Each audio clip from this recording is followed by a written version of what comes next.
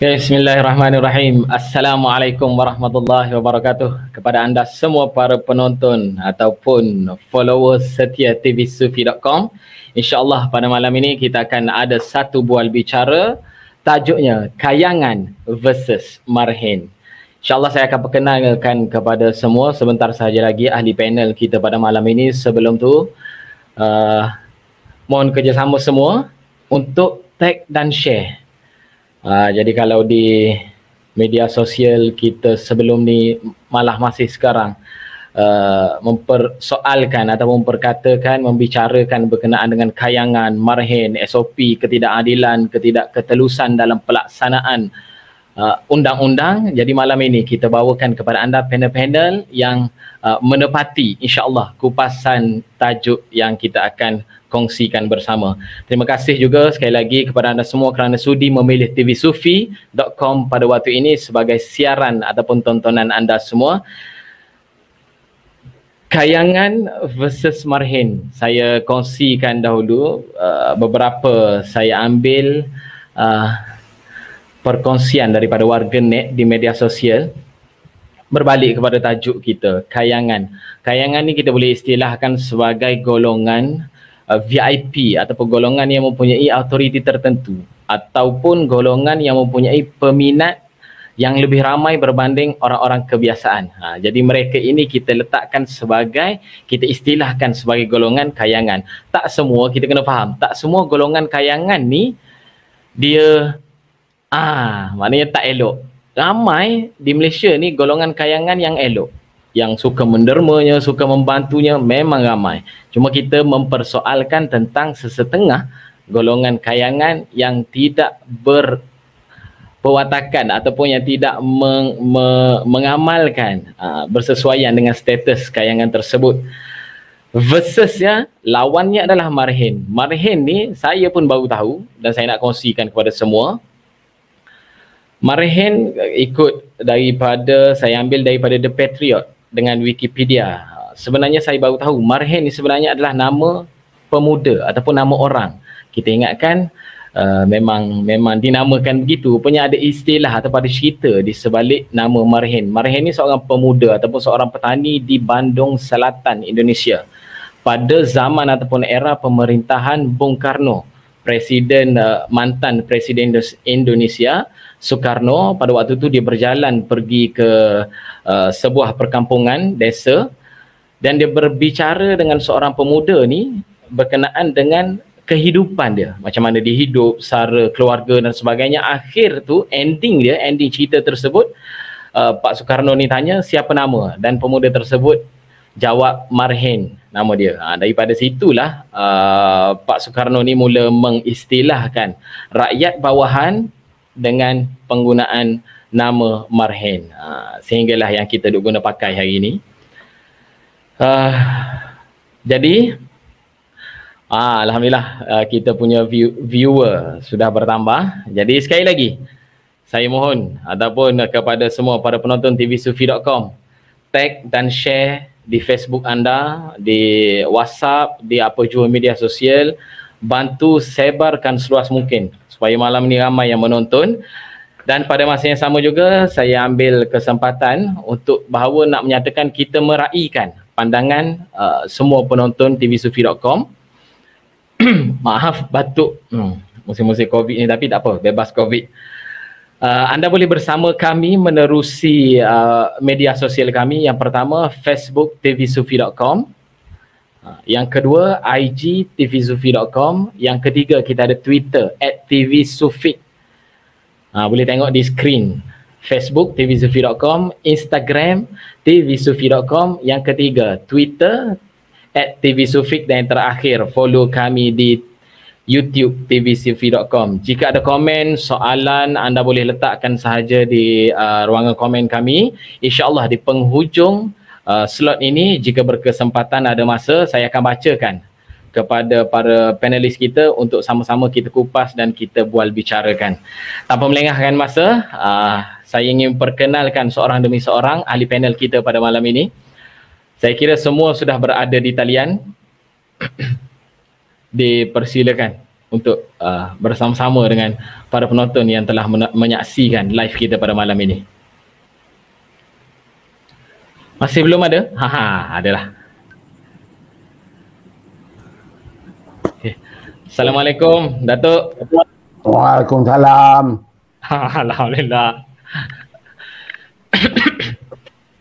Allah Akbar. Okay, kita dah ada bersama. Okay, saya ulang balik, kita akan perkenalkan satu demi satu kita punya panelis pada malam ini. Yang pertama di sebelah kanan skrin belah atas dengan kita pada malam ini, Datuk Zahrin Muhammad Yassin, penganalisis politik. Apa khabar, Datuk? Khabar baik, alhamdulillah. Sihat, Datuk?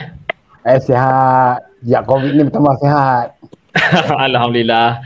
Kita mengalukan juga kedatangan Dr. Abu Hafiz Salahuddin, Assistant Professor Department of Quran Sunnah, Universiti Islam Antarabangsa, UIA. Assalamualaikum, Doktor. Waalaikumsalam warahmatullahi wabarakatuh. Berseri muka, Doktor. Alhamdulillah. Mungkin kerana lampu tambahan. Ada lampu tambahan. Flawless orang kata. Dan panel kita yang terakhir pada malam ini tidak asing lagi dalam industri seni tanah air. Heads off kepada salah satu saya punya idola lah ni. Abang Sabri Yunus. Boleh ke saya panggil abang ni? Boleh. Kena tanya sebab saya terkesan dengan filem Pok Ya Concode, nak panggil lebih-lebih kan takut pula. Sihat Abang Sabri? Okey, seadanya, alhamdulillah seadanya. Jadi apa khabar juga sahabat-sahabat lain, Datuk Zahrin. Alamak, kawan lama. Kawan lama. Kawan lama tu. Dan juga doktor, apa khabar? Alhamdulillah, alhamdulillah. Alhamdulillah, okey baik. Alhamdulillah. Okey, baik, semua panel telah bersama dengan kita pada malam ini. Saya pasti para panelis kita pada malam ini banyak bermain di minda mereka nak kongsikan pandangan masing-masing berkenaan dengan tajuk Kayangan versus Marhen. Jadi saya tak nak bercakap panjang, kita manfaatkan masa. Sebaiknya kita teruskan dengan soalan pertama kepada ketiga-tiga panel. Kita berikan masa lebih kurang 10 minit untuk setiap panel bual bicarakan. Kita mulakan dengan Dr. Abu Hafiz Salahuddin. Saya nak recap kembali beberapa isu, Doktor. Kalau sebelum ni tanah air kita baru-baru ni lah kita di viralkan dengan isu berkenaan dengan JAKIM mengeluarkan hadis tentang institusi kesultanan. Sebelum tu kita ada juga beberapa tokoh-tokoh agamawan baik mufti ke ataupun golongan-golongan yang berautoriti dalam agama ni.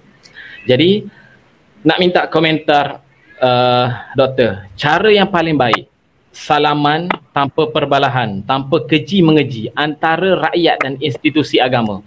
Macam mana kita nak cari titik penyelesaiannya? Saya tambah sikit lagi. Sebab apa? Sebab kita ada kepelbagaian ideologi terutamanya. Ada, boleh saya sebut, kita ada Wahabi, kita ada Ahli Sunnah dan sebagainya, golongan Habaib dan sebagainya. Macam mana kita nak cari titik persamaan? Itu, Doktor. Silakan. Baik. Bismillahirrahmanirrahim. Assalamualaikum warahmatullahi wabarakatuh. Alhamdulillah wassalatu wassalamu ala Rasulillah, amma ba'd. Yang saya hormati saudara moderator dan juga rakan-rakan panelis yang kedua-duanya senior yang cukup banyak daripada saya, dan insyaAllah dan juga terima kasih kepada jemputan pada malam ini untuk berkongsi pandangan dan sudut pandang saya. Baik, soalan yang diberikan dia ada latar belakang dia. Jadi latar belakangnya adalah berkaitan dengan apa yang diletakkan oleh JAKIM dan menjadi satu polemik, dan saya juga antara yang memberikan komentar yang agak kritikal terhadap apa yang diletakkan di situ. Bukan kerana menolak perkongsian hadis yang diletakkan di platform media sosial yang ada secara rasmi daripada JAKIM. Bahkan saya kira antara orang yang paling kerap memberikan pertanyaan, kritikan terhadap institusi agama ini adalah Datuk Zahrin sendiri.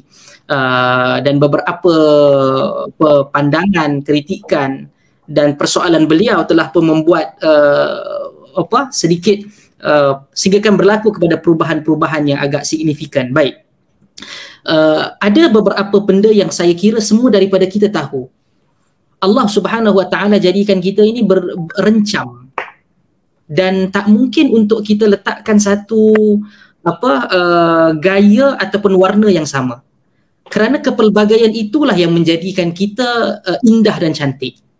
Hari ini saya dengan berbaju Melayunya, panelis lain dengan pakaian mereka, dan kerana jiwa manusia itu dia berseni, dia ada kecenderungan dia, maka di situlah adanya gaya penyampaian. Baik. Untuk kita katakan boleh ataupun bagaimana supaya tidak berlaku perbalahan, ini adalah perkara yang mustahil. Tak mungkin tidak berlaku perbalahan. Perbalahan ini perkara yang lahir bersama dengan manusia. Dia duduk, sama ada perbalahan ataupun perbezaan pandangan itu muncul dan zahir dengan cara negatif ataupun positif, ia akan tetap berlaku perbezaan itu. Bila dia melihat perbezaan jantina, bila dia melihat orang itu makan satu makanan yang dia rasakan bahawa tidak sedap, dia kata sedap, di sini akan berlaku perbezaan pandangan. Cuma masalahnya adalah bagaimana kita menilai ataupun untuk berkomunikasi melalui perbezaan itu. Kalau benda yang simple, saya rasa sedap, makanan A, dia rasa tak sedap. Dia tidak logik untuk saya pergi maki dia dan dia maki saya kerana perbezaan itu. Masalahnya adalah kepada kita tatkala kita mendepani perbezaan tersebut. Dan Allah Subhanahu wa taala menjadikan adanya hukum hakam, adanya dosa dan pahala, adanya syurga dan neraka. Ini menunjukkan bahawa Allah Taala tidak menutup segala-galanya ataupun menafikan wujudnya perbezaan ini. Orang yang salah perlu untuk dihukum, orang yang benar akan di-reward, akan diganjari dengan syurga dan pahala. Maka untuk katakan bahawa langsung sama sekali tak mungkin tidak ada perbezaan pandangan tersebut, saya rasa itu adalah mustahil sama sekali. Ia berlaku daripada zaman Nabi Allah Adam alaihi salatu wassalam. Berlakunya perbezaan di antara dua anak Adam, Qabil dan Habil, satu yang sangat masyhur dan yang sehingga membawa kepada pembunuhan. Dan hari ini kalau kita lihat, kalau latar belakangnya tadi itu merujuk kepada hadis yang dikongsi oleh pihak Jabatan Kemajuan Islam Malaysia. Baik. Dia ada, saya kira ini slot untuk politik lebih diketahui oleh Datuk Zahrin. Ini adalah satu badan agensi yang diberikan satu bajet yang besar melebihi 1 bilion oleh bajet negara. Maka ianya ditaja ataupun diberikan finance-nya oleh duit negara, duit pembayar cukai dan bukan pihak-pihak tertentu. Maka apabila ianya adalah milik seluruh rakyat Malaysia, ia perlu bersifat apolitikal. Dan ianya juga tidak boleh untuk pergi cenderung terhadap sesuatu pandangan atau satu kelompok. Satu, itu yang pertama. Dan sebelum itu, on top of that, apa yang perlu kita tahu adalah Islam itu sendiri satu agama yang sangat memusuhi dua darjat. Sangat memusuhi kumpulan orang-orang yang mana apabila yang ini diberikan keistimewaan, yang ini tidak diberikan, yang ini dikurangkan keistimewaan. Saya tahu akan ada nanti soalan yang mungkin soalan yang kedua ataupun yang seterusnya berkaitan dengan hal ini. Tetapi saya cukup tertarik apa yang disebutkan oleh Al-Imam Al-Bukhari dan Muslim, diriwayatkan secara muttafaqun alaih. Apabila satu hari datang wakil Quraisy mencari seseorang yang boleh bercakap kepada Nabi SAW. Dan kerana adanya satu orang wanita Makhzumiyah, Imra'at Makhzumiyah, wanita Makhzumiyah, Bani Makhzum atau Bani yang terkenal, bukan saja terkenal, bangsawan dan satu kabilah yang kaya. Maka seorang wanita ni telah pun ditangkap mencuri. Dalam hadis Bukhari dan Muslim, muttafaq alaih. Dan kemudian mereka tahu antara soft spot orang ini, Nabi SAW itu ada pada Usamah bin Zaid bin Harithah, cucu angkat kesayangan Nabi SAW. Kerana ayahnya Zaid bin Harithah adalah cucu angkat kesayangan Nabi SAW. Maka dia jumpa. Dan diminta untuk membawa hal tersebut untuk bertanya kepada Nabi saja, bukan suruh bagi pelepah lagi. Dan bila dibawa hal itu oleh Usamah kepada Nabi SAW, dan Usamah dipertanyakan oleh Nabi, atashfa'u fi haddin min hududillah, engkau nak minta pelepasan daripada hudud, dari hudud-hudud yang ditetapkan oleh Allah Subhanahu wa taala. Dan Nabi memberikan satu satu kenyataan ataupun jawapan yang begitu berat. Nabi kata, innama halaka man kana qablakum idza sadaqa fihim asy-syarif taraku wa idza sadaqa fihim adh-dha'if aqamu 'alaihi al-had. Hancurnya bangsa-bangsa ataupun kaum sebelum daripada kamu apabila mencurinya bangsawan syarif, orang-orang yang mulia, bangsawan, kayangan, taraku, mereka tinggalkan, tak buat apa. Wa idza sadaqa fihim adh-dha'if, tatkala yang mencuri itu adalah orang-orang yang dhaif, aqamu 'alaihi al-had, mereka ambil tindakan dan hukum mereka dengan hudud. Lau saraqat Fatimah bintu Muhammad laqata'tu yadaha. Sekiranya Fatimah binti Muhammad, iaitu anak Nabi SAW, mencuri, kata baginda, aku sendiri yang akan memotong tangannya.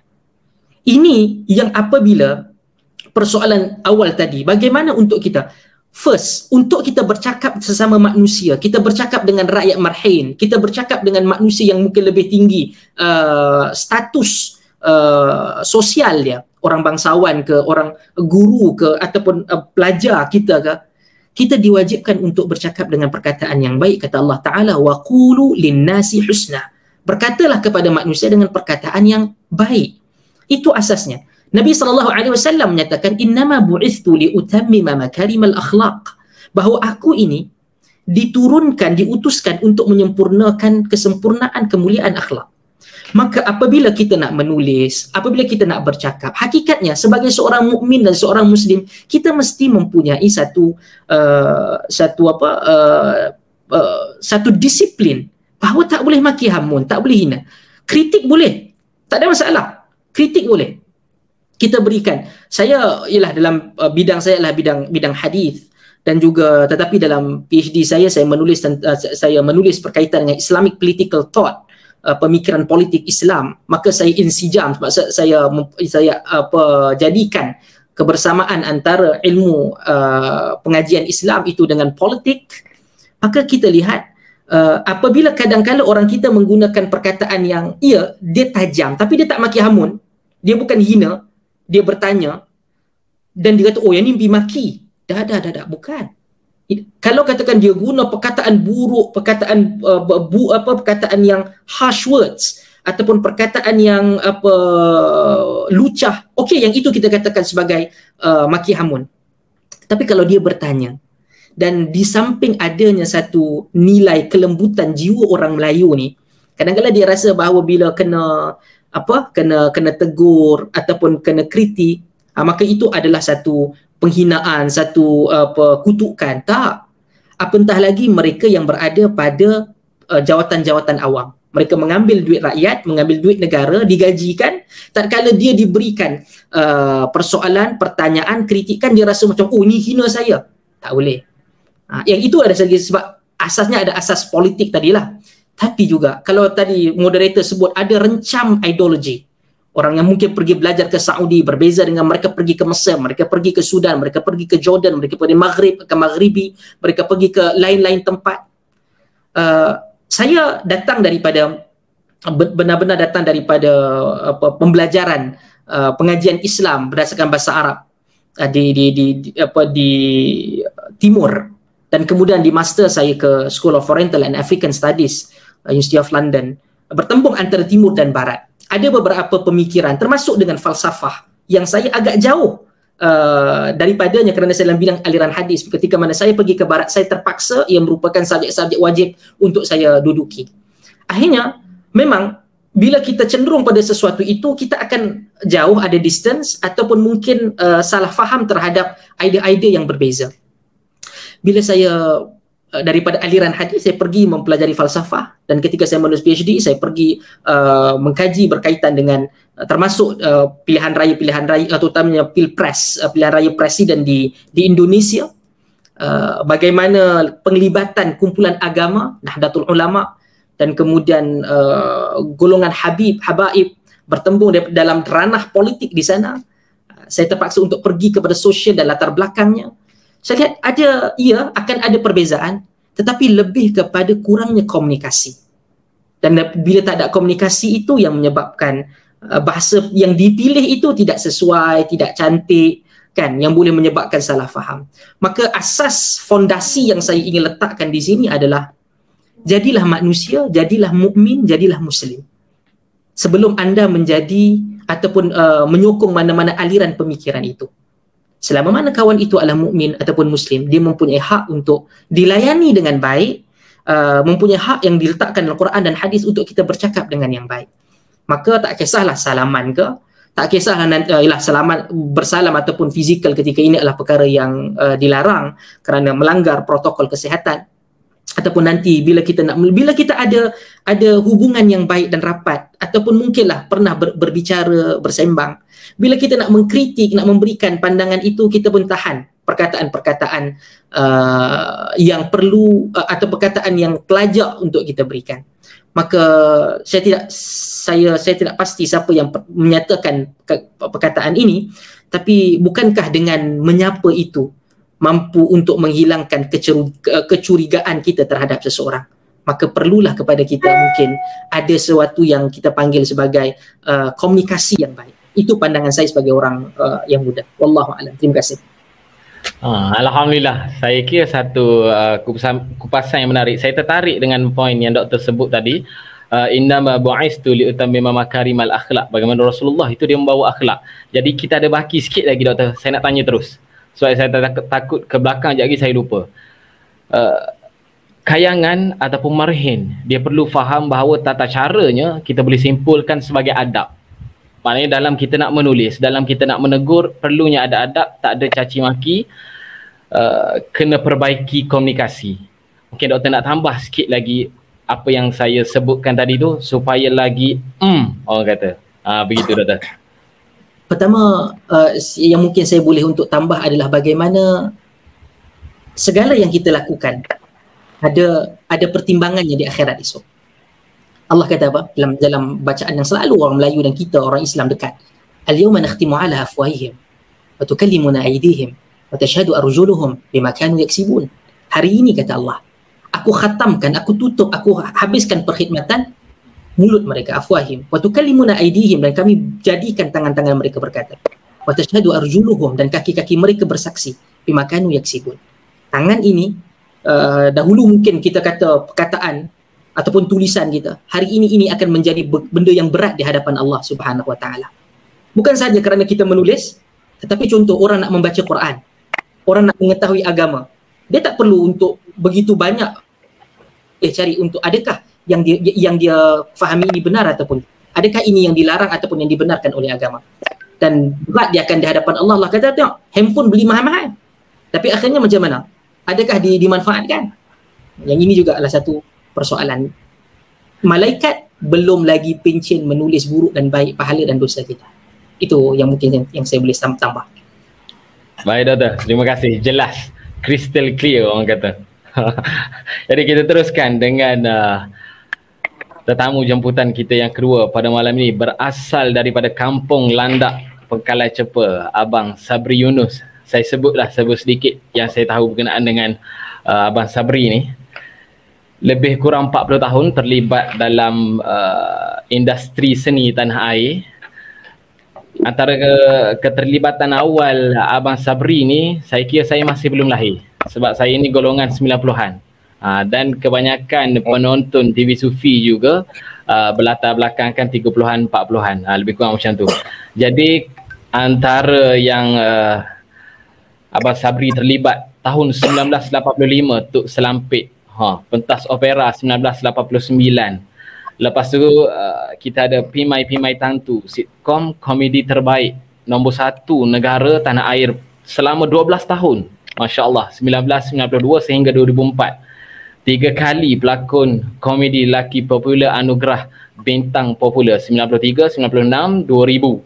Banyak lagi filem-filem yang lain dan paling memberi kesan lah yang terdekat 2018 Pok Yah Cancode serta sequelnya setahun kemudian Siti di Hati. Jadi saya kira tetamu yang sangat tepat untuk menjawab berkenaan dengan kayangan versus marhin. Jadi soalan saya kepada Abang Sabri, sudut pandang Abang Sabri berkenaan dengan kayangan dan peranan selebriti sebagai ikon para peminat memandangkan selebriti ni kita boleh kategorikan juga golongan kayangan ni.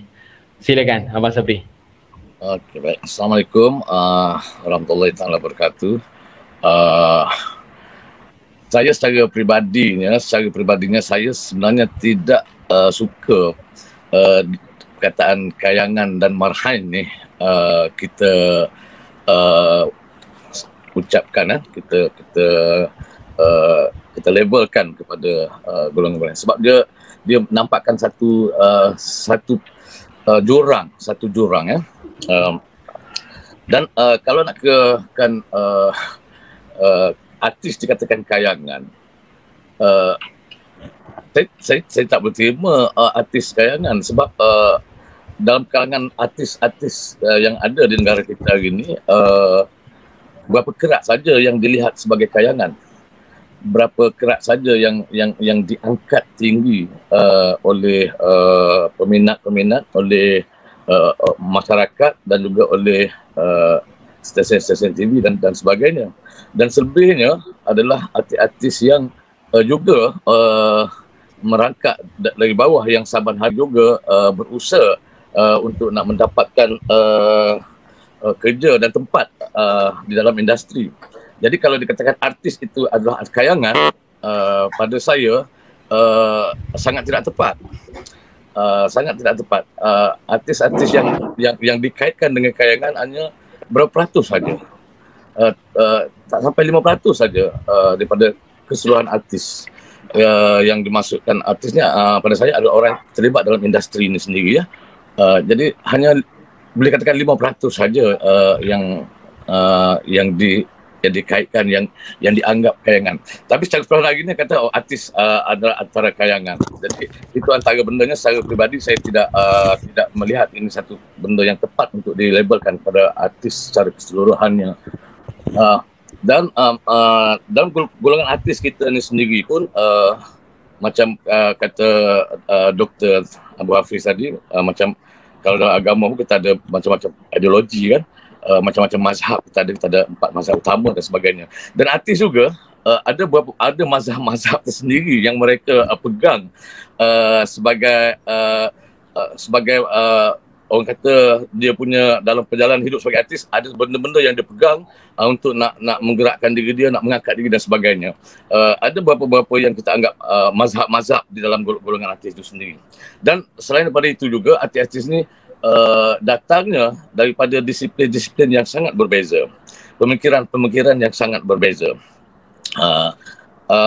Kalau kita tengok sejarah di zaman tahun 50-an dulu, semasa artis berkumpul di Singapura, ada 2 skater Chris dan juga Shaw Brothers, di mana tempat artis terlibat. Ada dua rumah yang besar itu. Dia sangat berbeza dengan sekarang. Dulu mereka ditempatkan di tempat yang sama. Katakan Shaw Brothers, semua pelakon-pelakon apapun pekerja-pekerja terlibat Shaw Brothers di tempat di perkampungan mereka sendiri. Begitu dengan Katy Chris, ada perkampungan mereka sendiri. Jadi daripada situ kita tidak nampak perbezaan. Walaupun ada di kalangan masa itu ada hero, ada pembantu dan ada selain pembantu kita ada ekstra-ekstra dan sebagainya.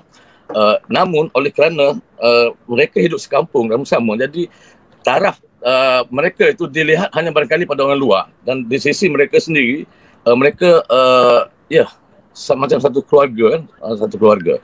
Dan proses itu sudah berubah apabila di Malaysia hari ini artis bersepah, artis tidak lagi sekampung.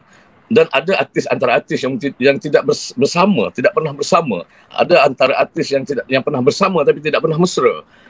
Ada artis yang berkelompok, berkawan dengan golongan-golongan yang kita kata elit saja. Ada artis-artis yang hanya berkawan dengan kumpulan-kumpulan taraf dengannya saja. Jadi dalam kumpulan artis sendiri ada kelompok-kelompok sendiri yang mereka sendiri pun tidak merasakan bahawa mereka adalah satu kumpulan. Jadi kalau balik pada tadi, kalau artis itu dikatakan satu kumpulan yang dilihat sebagai kayangan, jadi saya menolak istilah ini digunakan kepada artis secara keseluruhan. Mungkin untuk individu tertentu mungkin kita boleh terima. Saya kata artis-artis yang ada pada hari ini,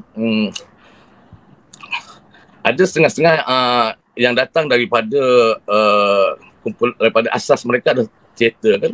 mereka berasal daripada pelakon teater yang datang, yang berlatih mencari disiplin teater dan sebagainya. Akhirnya mereka terlibat dalam industri TV dan perfilman.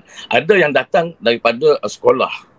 Mereka belajar di Sabah Peringkat Universiti. Mereka belajar ilmu lakonan, segala teori dan segala macam, barat dan timur mereka kemukan. Dan ada juga yang datang daripada hanya mereka ada memiliki wajah yang cantik.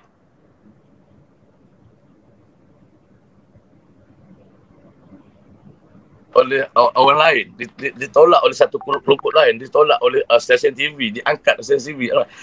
Ini ada antara 3 kelompok yang jelas. Ada lagi kelompok-kelompok yang lain yang datang menempel-nempel, yang mencari peluang dan sebagainya, yang datang dengan hanya keluarga. Dia pakcik dia buka syarikat, dia ikut kerja, akhirnya dia pelakon. Dia datang daripada golongan pekerja, akhirnya menjadi pelakon, daripada golong wayar, akhirnya jadi pelakon, peluang dia. Jadi ini adalah disiplin-disiplin dan keilmuan yang berbeza di antara mereka. Apabila ini menjadi satu benda yang membataskan pergaulan mereka secara nampak okey dalam satu medan okey, tetapi bila masuk pada hal-hal yang tertentu, kita nampak akan perbezaan pemikiran mereka. Dan ini juga menjadi satu benda yang menghalang kalau kita tengok sekarang, kenapa artis tidak bersatu, kenapa artis masih tidak dapat bersama dalam menghadapi satu hal, kenapa artis, sebab mereka macam ada artis yang saya katakan dia kata aku artis yang aku harus lari daripada masyarakat biasa.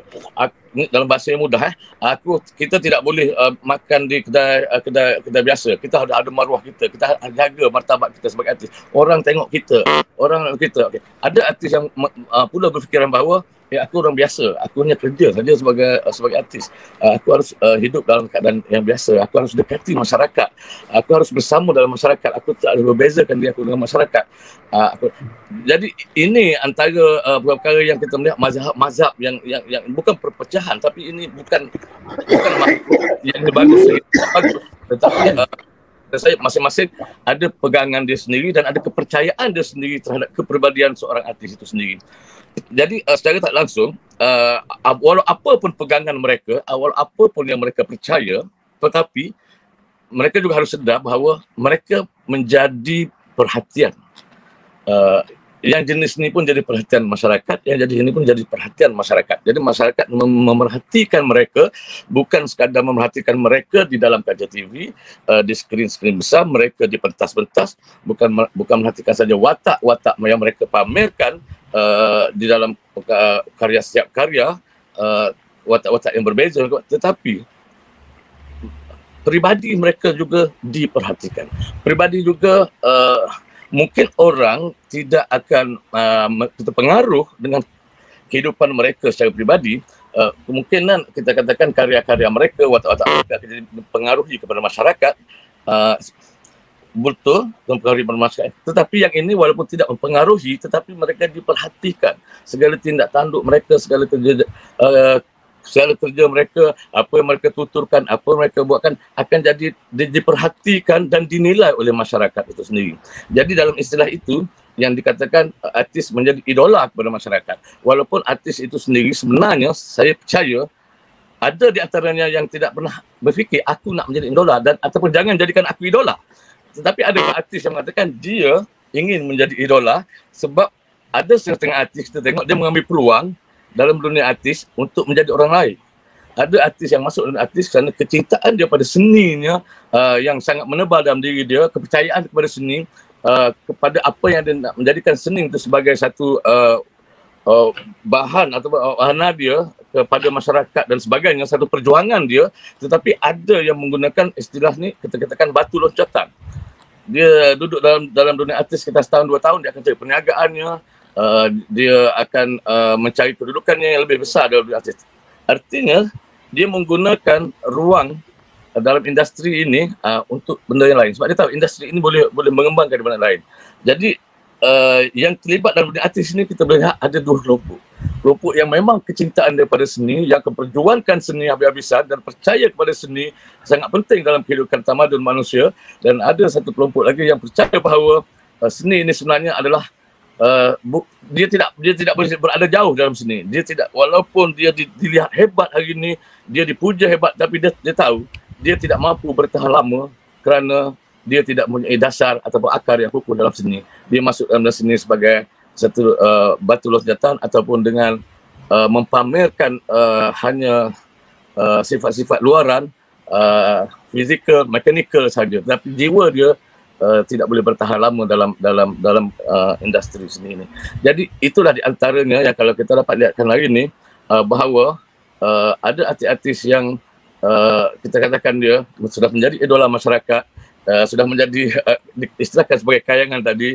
Jadi harus berhati dalam setiap hal, kerana tindak tanduk mereka akan dilihat, akan diperhatikan. Dalam kita mengambil contoh apa yang berlaku dalam tempoh yang terdekat ini, yang dikatakan beberapa artis terlibat dalam pelanggaran SOP dan sebagainya, yang dikaitkan dengan istilah kayangan itu sendiri,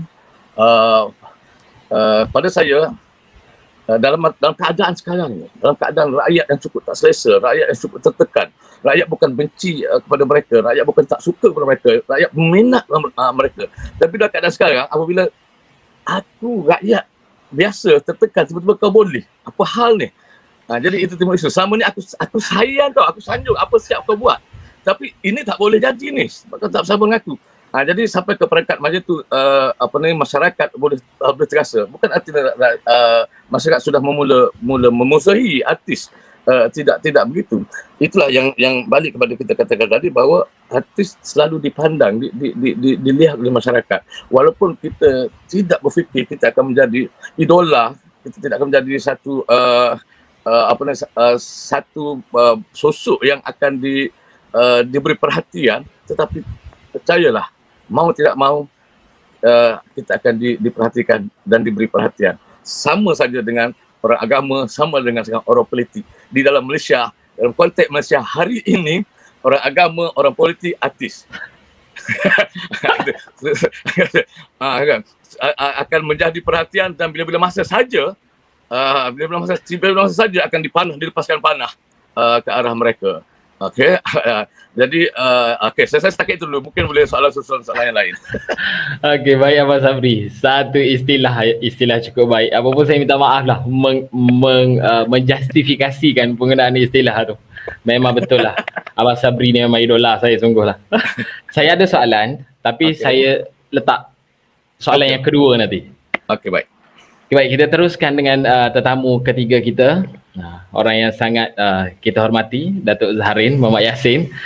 Okay, Datuk, saya terjumpa daripada Perlembagaan Malaysia Perkara 8/1, Perlembagaan Persekutuan. Semua orang adalah sama rata di sisi undang-undang dan berhak mendapat perlindungan sama rata di sisi undang-undang.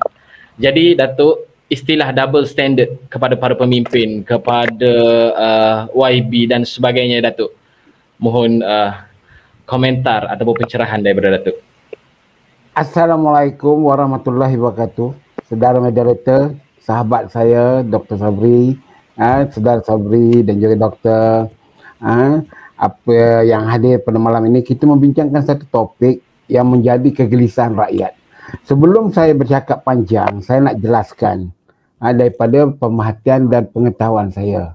Marhen itu sebenarnya apabila Soekarno, Presiden Soekarno almarhum, pergi melawat satu kampung, berjumpa seorang lelaki yang ada ladang, yang ada tanah dan ada cangkul. Jadi Marhen itu menjalankan tugas dia, menjalankan kerja, cari kehidupan dia dengan tanah ataupun dengan tulang pak kerak dia. Semasa itu Presiden Soekarno tidak menjadi presiden lagi. Belum lagi jadi presiden. Kemudian selepas Indonesia merdeka, dia datang balik ke tempat Marhen itu. Jumpa Marhen itu balik dalam usia yang dah berubah. Apa yang berlaku ialah Marhen ini tidak berubah. Iaitu dengan tanahnya, dengan ladangnya, dengan cangkulnya mengejarkan tanah. Maka Presiden Soekarno menggunakan istilah Marhen ini bagi tujuan menyedarkan rakyatnya supaya berubah. Jadi bukan menandakan kemiskinan. Karena Merhin ada tanah yang boleh dikerjakan untuk jadi peladang. Jadi biasanya kita jumpa orang akan kata saya marahin. Maknanya kalau dia sebut banyak kali dia marahin. Kalau pada depan saya kata dia adalah orang yang tidak berubah. Jadi kita masuk kepada perkara yang berbangkit sekarang. Kayangan ini ada pengertian lain. Dahulu di zaman saya dipanggil golongan elit. Kemudian itu ada satu masa dipanggil golongan have-have. Orang ada-ada. Dan kemudiannya sekarang dipanggil kayangan. Jadi apa yang saya nak katakan di dalam isu ini ialah bagaimanakah keadilan itu ditegakkan dari segi tindakan-tindakan yang dilihat sebagai salah tetapi tidak diambil tindakan. Dari itu kalau cakap soal agama saya tak boleh bercakap kerana ada profesor yang lebih faham soal agama. Saya nak bercakap soal politik. Rakyat menjadi marah kerana melihat bahawa golongan elit ini, have ini, ataupun sekarang kayangan. Saya lebih berminat seperti kata doktor tadi bahawa Abu Hafiz tadi, jangan bercakap perkara-perkara yang menyakitkan hati mereka. Kerana pertama kita darahnya sama, dia merah kita merah, tak ada darah biru. Itu sebab saya suka menggunakan pendekatan yang dipanggil atap genting dan atap rembia. Kerana ini istilah yang bagi golongan sosialis adalah angat cepat. Saya menggunakan istilah saya ni dalam satu tulisan dalam Facebook saya diadu polis, kononnya saya menghina dan sebagainya. Tapi bukan soal saya nak menghina atau sebagainya. Di dalam Islam pun sendiri telah meletakkan perkara-perkara tuntutan keadilan bagi semua manusia ini. Malah di dalam Islam, saya percaya Dr. Afiq boleh menjelaskan, kita semua nanti akan dihadapkan di padang mahsyar dalam keadaan yang sama. Jadi kalau begitu, keinsafan orang Islam untuk melihat perkara-perkara yang mereka lakukan itu salah dan mereka perlu mendapatkan hukuman di atas kesalahan itu, patut dilakukan secara sukarela supaya mereka tidak berdosa sebagai seorang Islam yang kemudian itu menunjukkan kuasa yang ada pada mereka. Daripada penandangan saya, golongan kayangan ini yang melakukan perkara-perkara yang silap. Contoh dia, seorang menteri kanan dan kerajaan keluarkan di dalam media sosial, Instagram, media Facebook dan sebagainya, gambar semua kelompok. Keluarga dia ada dalam rumah itu. Jadi apabila dia adukan kepada publik, media sosial ini, dia tak adu kepada polis, dia adu kepada publik. Jadi aduan kepada publik ini sudah menjadi satu fenomena atau menjadi satu budaya dalam dunia internet sekarang dan media sosial. Banyak aduan tak dibuat di balai polis tetapi dibuat dalam media sosial. Dari itu, pihak yang berkuasa respon selalunya. Termasuk video-video yang menggambarkan ada pelanggaran apa-apa undang-undang, perbuatan, bertambah pula dalam keadaan lockdown sekarang ni. Jadi, apabila diadu kepada publik membincangkannya secara terbuka supaya pihak penguasa atau pihak yang menjaga undang-undang pelaksanaan penguasa itu meneruskan tindakan. Tetapi amat malang apabila pihak yang menguasai itu memberi aduan, memberi jawapan. Oh, kami dah periksa dekat gate dia. Tak ada pergerakan orang masuk. Tak ada apa-apa. Jadi ini menimbulkan kebangkitan kemarahan rakyat dan orang ramai yang hanya kadang-kala itu secara kebetulan on incident, gambarnya dirakam oleh orang yang berkepentingan atau orang yang tidak berkepentingan, keluar, pihak polis mengambil tindakan serta-merta. Tetapi bagi pihak seorang pemimpin politik ini diberi pula jawapan itu dan sehingga menjadi lawak sekarang bahawa nilai itu di dalam negeri Selangor, maka tindakan satu tuduhan merintah negeri itu tak boleh dilakukan. Jadi benda-benda ini menyebabkan hilang kepercayaan rakyat kepada penguatkuasa undang-undang berdasarkan kepada prinsip bernegara itu.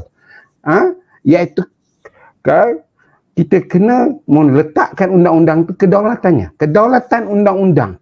Jadi kalau kita sebut kedaulatan undang-undang, maka kita kena mendaulatkan dia, kerana undang-undang ni pertama undang-undang wahyu yang datang daripada Allah, yang diterjemahkan melalui ayat-ayat dalam Al-Quran ataupun dalam Islam. Kita diberitahu kena ikut, kena percaya dengan hadis yang diperbuat oleh Nabi, kerana Nabi itu junjungan kita yang menjadi tauladan, dan jika ada sunnahnya ikut juga.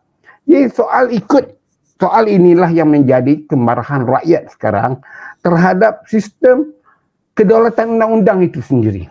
Kenapa orang ini tidak diambil tindakan? Malah Perdana Menteri dikeluarkan oleh rakyat dalam aduannya kepada publik, tidak pakai pelitup. Sampai sekarang tidak diambil tindakan. Jadi persoalannya sekarang, siapa yang akan berdosa ini?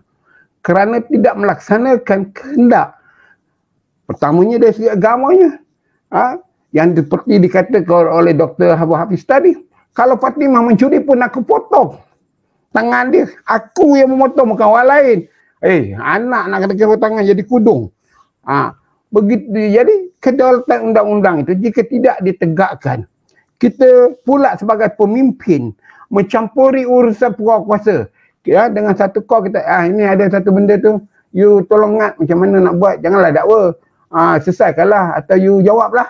Nanti harap kendur sikit isu ni. Ini tidak boleh dilakukan. Kita kena beri kepercayaan kepada penguasa undang-undang untuk meletakkan undang-undang itu dalam kedaulatan, dalam mahkota dia. Macam kita sebut, daulat tuanku. Kedaulatan Raja Melayu. Di mana letaknya kedaulatan Raja Melayu ni? Tentulah kepada mahkota dia. Testa dia tu. Atau keris kerajaan itu. Jadi apabila kita sebut meletakkan kedaulatan undang-undang itu, kita kena meletakkan kepercayaan dan keberanian. Jadi masalahnya sekarang orang Islam, kita punya penguasa ni sebilangan besarnya orang Islam. Mereka masih lagi tidak mempunyai keyakinan bahawa rezeki itu di tangan Allah. Mereka bukan saja tidak merdeka jiwanya, tetapi menganggap bahawa duniawi ini adalah penting. Kalau aku buat begini nanti aku tak boleh naik pangkat, aku buat begini aku tak boleh akan disingkirkan, aku tak boleh buat ni, diambil tindakan. Jadi bagaimanakah kita sebagai pemimpin mengokong perkara yang kita nak perjuangkan? Jadi itu sebab saya kadang-kadang ketawa juga. Kenapa doa selepas berita selalu dia kata, ya Allah jauhkanlah dari penyakit gila. Kenapa ini didahulukan dalam doa kita supaya jangan penyakit gila, kusta dan sebagainya? Ini mesti ada sebab. Takkanlah kita ni semuanya dalam dunia ni, khasnya umat Islam ni gila. Tentulah tafsiran gila tu yang ditentukan oleh doa yang dibaca tu, yang kita dengar dan kita baca sendiri tu, ada falsafahnya, ada pengertiannya supaya kita jangan gila. Gila dengan kuasa kita, gila dengan pangkat kita, gila dengan apa yang kita ada.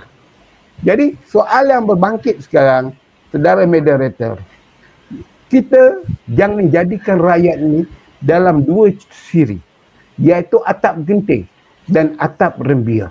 Atap rembia kita ingat sebagai masyarakat low class.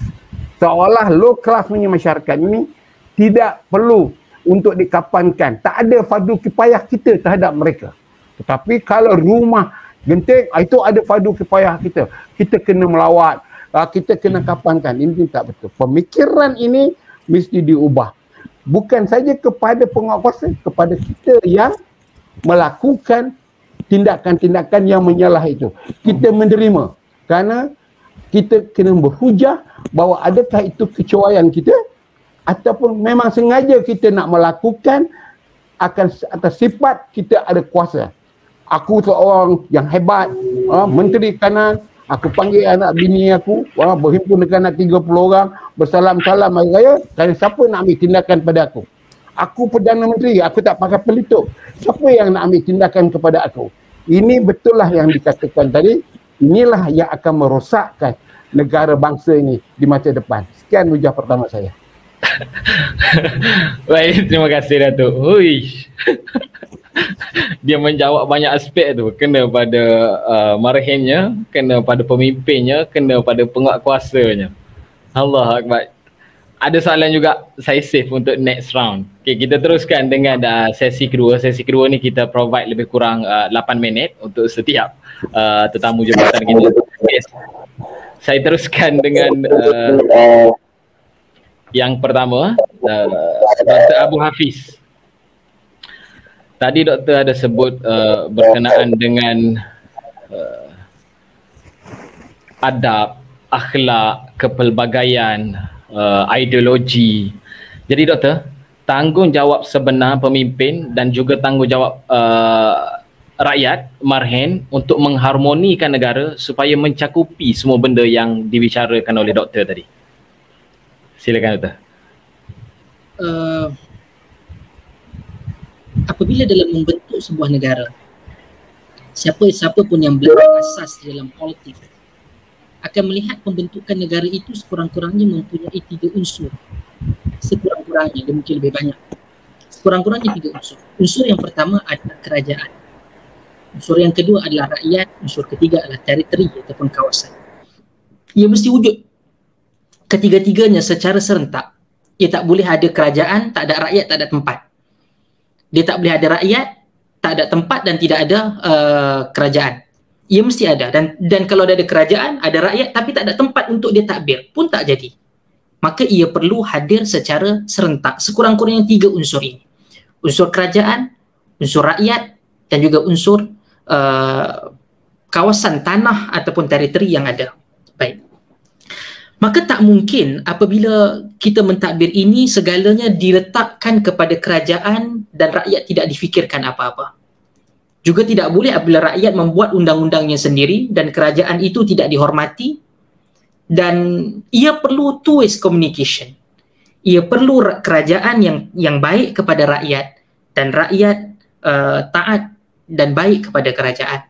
Namun kita perlu ingat, sayang, taat, hormat ini bukan boleh dipaksa. Ia mungkin boleh dipaksa pada satu masa, 1 hari, seminggu. Lama-lama dia akan jadi letih dan akan berlakunya kebangkitan dan revolusi itu.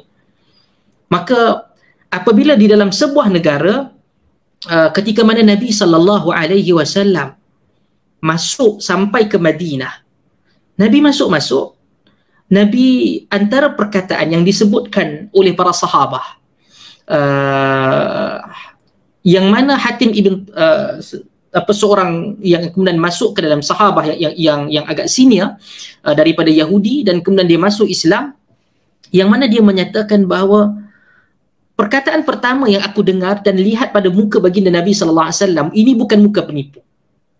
Awwalu ma sami'tu minhu, perkataan pertama yang aku dengar daripadanya adalah ya ayuhan nas afshus salam, wahai manusia, sebarkan salam, sebarkan keselamatan, keamanan, salam, kesejahteraan. Wa at'imut ta'am, berikan makan. Dan wasilul arham, ikat tali persaudaraan. Wasallu bil laili wan nasu niyam, salat pada waktu malam tatkala manusia sedang tidur. Wadkhulul jannata bisalam, dan masuklah ke dalam syurga dalam keadaan yang sejahtera. Ini antara yang awal Nabi SAW datang ke Madinah memasakkan 3 ini. Afshus salam wa at'imut ta'am wasilul arham. Pastikan keselamatan, pastikan sama-sama makan, berikan orang lain makan, dan juga ikatan persaudaraan. Dan tak kala itu diberikan kepada rakyat ataupun kerajaan memastikan 3 benda ini. Rakyat makan, sama ada diberikan makan ataupun diberikan pekerjaan, dipastikan pekerjaan ada, ataupun keselamatan, dia tak takut untuk keluar kerja, dia tak takut untuk pergi beriadah, dia tak takut untuk duduk di rumahnya tiba-tiba orang masuk dan curi dan bunuh dia dan keluarga dia.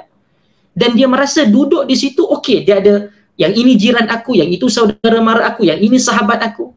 Itu antara yang diajarkan oleh Nabi SAW. Sebab itulah baginda ni turun, datang sebagai wakil Tuhan. Allah sebut di dalam di dalam suratul Najm, wan najmi idza hawa ma dhalla sahibukum wa ma ghawa wa ma yantiqu 'anil hawa in huwa illa wahyu yuha. Apa yang dikatakan oleh Muhammad itu bukan datang daripada hawa nafsunya, tetapi datang daripada wahyu Allah Subhanahu wa taala. Maka apabila itu yang Nabi SAW melaksanakan segala yang perlu, Al-Quran teguh, hadis pun melihat baginda lakukan, hadir kesayangan, hadir kecintaan, hadir ketaatan para sahabat kepada Nabi SAW. Saya ada satu kisah yang masyhur yang disebutkan oleh Imam Al-Bukhari dalam sahihnya. Tatkala adanya satu orang sahabah selepas antara peperangan Badar dan Uhud, ia ditangkap dan ia dibunuh di Tan'im di Mekah, yang mana dia ketika mana dia terlibat dalam membunuh satu ketua kabilah dalam perang Badar, dan mereka membunuh dalam keadaan yang sangat dahsyat dengan siap dia secara hidup-hidup. Dan persoalan yang keluar sebelum makna dia nak dibunuh tu, apabila dia nak dibunuh dan ditanya, sukakah engkau sekiranya Nabi ataupun Muhammad itu digantikan kepada engkau dengan tempat ni? Dia kata, tak, aku tidak redha sekiranya aku berada di sini, Nabi, aku dan keluarga aku elok, Nabi SAW dilukai walaupun dengan segarit luka disebabkan duri. Kata Abu Sufyan ketika itu, ma ra'aitu ahadan yuhibbu ahadin ka hubbi ashabi Muhammadin Muhammadah.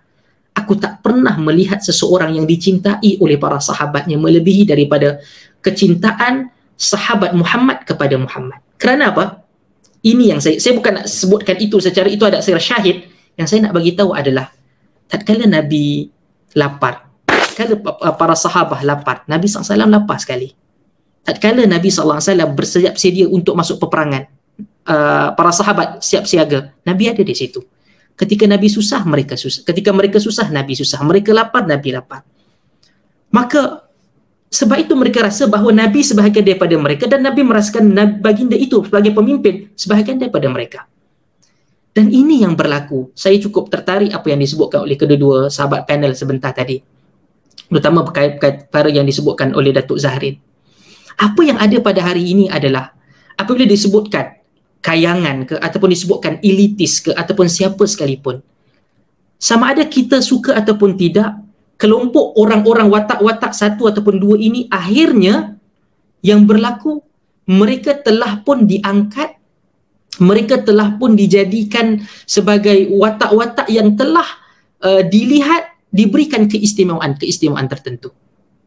Dan yang paling tak masuk akalnya adalah mereka ni orang yang terkenal. Ialah bukan semua orang agama, bukan semua orang politik, bukan semua artis, tetapi mereka ini jumlah mereka tertunjul. Apabila dia buat silap, bukan sahaja orang tak tegur, kita tegur, adalah sebahagian itu yang mempertahankan dan cuba untuk justify apa yang mereka lakukan. Buruk benar kadang-kadang saya tengok. Orang agama pun buat. Tak apa, saya kata sebab saya pun daripada latar belakang dan pengajian agama. Orang agama buat. Dia layul a'naq kata Arab. Dia jadi macam leher binatang tu, dia tarik ikut dalil mana dia nak, dia tarik ke sana. Dalil perut dia ditarik ke sini. Aib. Bayangkan itu yang berlaku. Dan kefahaman, dan kadang-kadang yang buat tu orang Islam, orang Melayu. Takkan ini yang diajar ketaatan membuta tuli? Dalam agama ni haram tau membuta tuli. Sekurang-kurangnya kalaulah nak kritik tu, nak tegur tu, nanti aku ada kerugian itulah, kerugian ini, senyap sudahlah. Tapi dia ke hadapan tulis, justify kan, kenapa ini tak, sebenarnya dia tak kata macam tu, tak, yang tu dia terlupa. Sedangkan dah 40 kali dia ulang kesalahan yang sama. Saya ingin ingatkan diri saya ingin ingatkan semua daripada kita, terutama pemimpin politik dan orang-orang agamawan yang diangkat, akan firmanullah Subhanahu wa ta'ala di dalam suratul Ahzab bermula daripada ayat 66, yauma tuqallabu wujuhuhum fin-nar yaquluna ya laitana ata'na Allah wa ata'na ar-rasulah wa qalu rabbana inna ata'na sadatana wa kubara'ana fa adalluna as-sabila rabbana atihim dhi'faini minal 'adzabi wal'anhum la'nan kabira. Ini Allah Ta'ala rakam dalam suratul Ahzab ayat 66. Apa dia? Allah cerita tentang orang-orang yang masuk ke dalam neraka. Apa yang berlaku? Yauma tuqallab wujuhum, wajah-wajah mereka itu finnari, dalam api neraka, dibolak-balikkan. Macam kita bakar ayam ataupun bakar daging kan, kita bolak-balikkan mungkin. Yaqulun, mereka yang buat jahat itu dalam neraka tu, yaqulun, mereka berkata apa? Ya laitana, celakalah kami, rugilah kami. Dan alangkah baiknya dahulu ata'na Allah wa ata'na rasulah, kerana dahulu kami tidak mentaati Allah dan tak mentaati Rasul. Apa yang kami buat? Wa qalu, dan mereka kata rabbana inna ata'na sadatana wa kubara'ana. Dahulu kami ni taat kami ke apa? Sadatana wa kubara'ana. Al-Imam At-Tabari, Al-Imam Al-Baghawi dan sebagainya membawa maksud sadatana wa kubara'ana. Kenapa ada dua perkataan ini secara terpisah? Para mufassir kata sadatana merujuk kepada pemimpin-pemimpin politik, wa kubara'ana kepada pemimpin-pemimpin agama. Fa'adalluna sabila, dan mereka telah pun menyesatkan kami. Dan pengikut pula jenis buta perut, ikut saja. Dia kata takkanlah dia salah, takkanlah dia begini. No, yang ni jangan. Sebab tu orang muda kadang-kadang dalam aliran agama ni pun kadang ya mulut tu telajak pun salah lah juga kan. Kadang kita bertanya, betul ke benda ni? Ialah guru kan, kalau kita pun, saya pensyarah kan, ya kadang bila gaya tanya, dia nak tanya benda yang baik tapi laras bahasa tu macam nak mencabar dan juga merendahkan, kita pun rasa, kita pun ada ego kan. Jadi biasa manusia, dan itu mungkin kesilapan saya ke ataupun sebahagian orang. Dan apa yang mereka kata, inna ata'na, dulu kami ni masuk neraka ni sebab taat pada mereka ni dua kelompok, orang politik dan orang agama. Dia doa apa? Rabbana atihim dha'faini minal azab, bagi dia, kami kena ni, bagi kat mereka ni, ketua-ketua kami ni double, dha'fain minal azab, daripada azab, walanhum la'nan kabira, dan laknat mereka dengan laknat yang besar. Baik, sebab itulah saya fikir pada kita ini, apabila kerajaan dan juga rakyat ini macam mana, dia tak mungkin boleh dapat free. Kau kerajaan di situ selama-lamanya kami taatlah, butakan mata, bekakkan telinga, tak boleh, tak mungkin itu berlaku. Manusia ini dia berjalan. Yang ini sangat powerful. Sekali lagi saya kata, ni baru cakap tak sat ni, 3 saat lepas dah sampai kat Twitter. Kita pun kena faham algoritma kepada media sosial. Berbeza antara Facebook dan berbeza antara Twitter. Berbeza antara Twitter dan Facebook. Sebab tu kita akan tengok apa yang terpapar di dalam Facebook dan di dalam Twitter itu sangat berbeza. Kalau kita pergi ke yang ni tak apa, kalau kita pergi ke Twitter, kita tengok kita dah jadi republik dah. Kita dah jadi republik dah. Tapi kalau kita Facebook ni, dia masih lagi bertempur lagi ni. Sebab cepat. Dan kadang-kadang dia boleh pula fake accounts yang cukup banyak, yang kat mana jumpa di China ke, di US ke, di apa, macam-macam, tak boleh nak detect. Sebab itu yang pemimpin di sana dan rakyat di bawah ada tanggungjawabnya. Anda akan pergi ke hadapan Allah dan akan ditanya. Sebab itu, dan kebanyakannya adalah yang mangsa ni banyaknya adalah rakyat. Sebab rakyat ni tak ada kuasa dan tak ada duit. Rakyat tak ada kuasa dan tak ada duit. Dan Nabi SAW dalam hadis yang hasan, Nabi kata, "Ma min 'abdin yasta'ihi Allahu ra'iyatan yamutu yawma yamut wa huwa ghashun li ra'iyati laqad illa harrama Allahu lahu al-jannah." Mana-mana hamba Allah yang diberikan tanggungjawab untuk mentadbir rakyatnya dan dia mati pada hari dia mati dalam keadaan dia membohongi rakyat, tidaklah menjadikan mereka melainkan Allah haramkan dia syurga. Ini bukan benda yang kecil. Sebab itu kita orang Islam, kita ada pertimbangan di dunia, di dalam kuburnya nanti dan nanti di akhirat esok. Dan sedikit lagi, ada 3 pilihan. Sama ada bila berlaku kita sebagai rakyat, kita sebagai penganalisis politik, kita sebagai pengkritik, kita sebagai penganalisis, kita boleh tegur dengan baik, kita boleh pertahankan kalau itu betul. Kalau ia salah, kita tanggung dosa. Kalau kita mempertahankan benda yang completely and clearly salah. Dan yang ketiga, kita diam. Itu kita diam ni pun mungkin boleh jadi dosa. Sebab benda yang man ra'a munkaran falyughayyirhu biyadihi fa illam yastati' fa bilisani fa illam yastati' fa biqalbi, itu juga ada tanggungjawab dia. Maka daripada semua ini, kenapa orang bercakap tentang tentang marhain dan juga tentang kayangan ni? macam mana Datuk Zahrin sebutkan tadi, dia ada kesan orang tak taat kepada undang-undang. Dia boleh, pasal apa aku tak boleh? Orang langgar SOP. Hari ni LV Kantoi dibenarkan untuk beroperasi di Bukit Bintang. LV. Kita nak pergi untuk beli buku. Saya ada pen sebagai yang saya guna ni. Saya lupa lah, kadang kita duduk kelang kabut sebab dah hujung semester ni, nak kena check satu-satu assignment, beratus assignment ni kita cari. Dan akhirnya pergi kena tutup sebab stationery bukan essential. Tiba-tiba LV jadi essential. Siapa yang nak melayan LV time-time PKP ni? Bayangkan. Dan kemudian orang rasa macam segala perundangan, peraturan ni jadi macam, dia kata, sampah lah semua ni. Orang langgar. Bila dia langgar, menyebabkan berlakunya kluster yang baru. Kluster yang baru. Ingat nyawa. Saya ingat Datuk Zahrin pun antara survivor bagi COVID-19. Alhamdulillah dan sihat semula, dan moga kita semualah dilindungi dan tidak lagi didekati dengan COVID-19.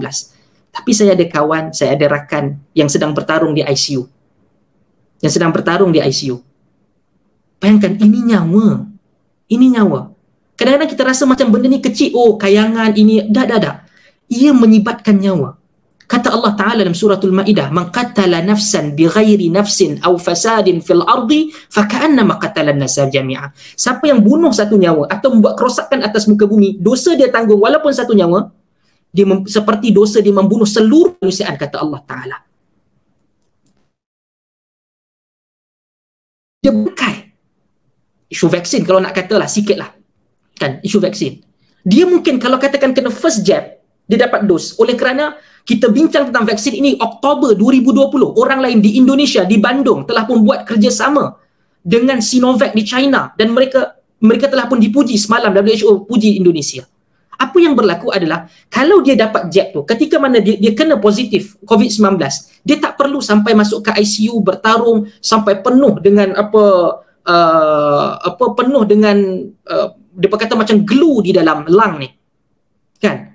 Dan akhirnya mati. Itu bapa orang yang disayangi, ayah seseorang, itu ibu seseorang, itu anak, itu isteri, itu suami.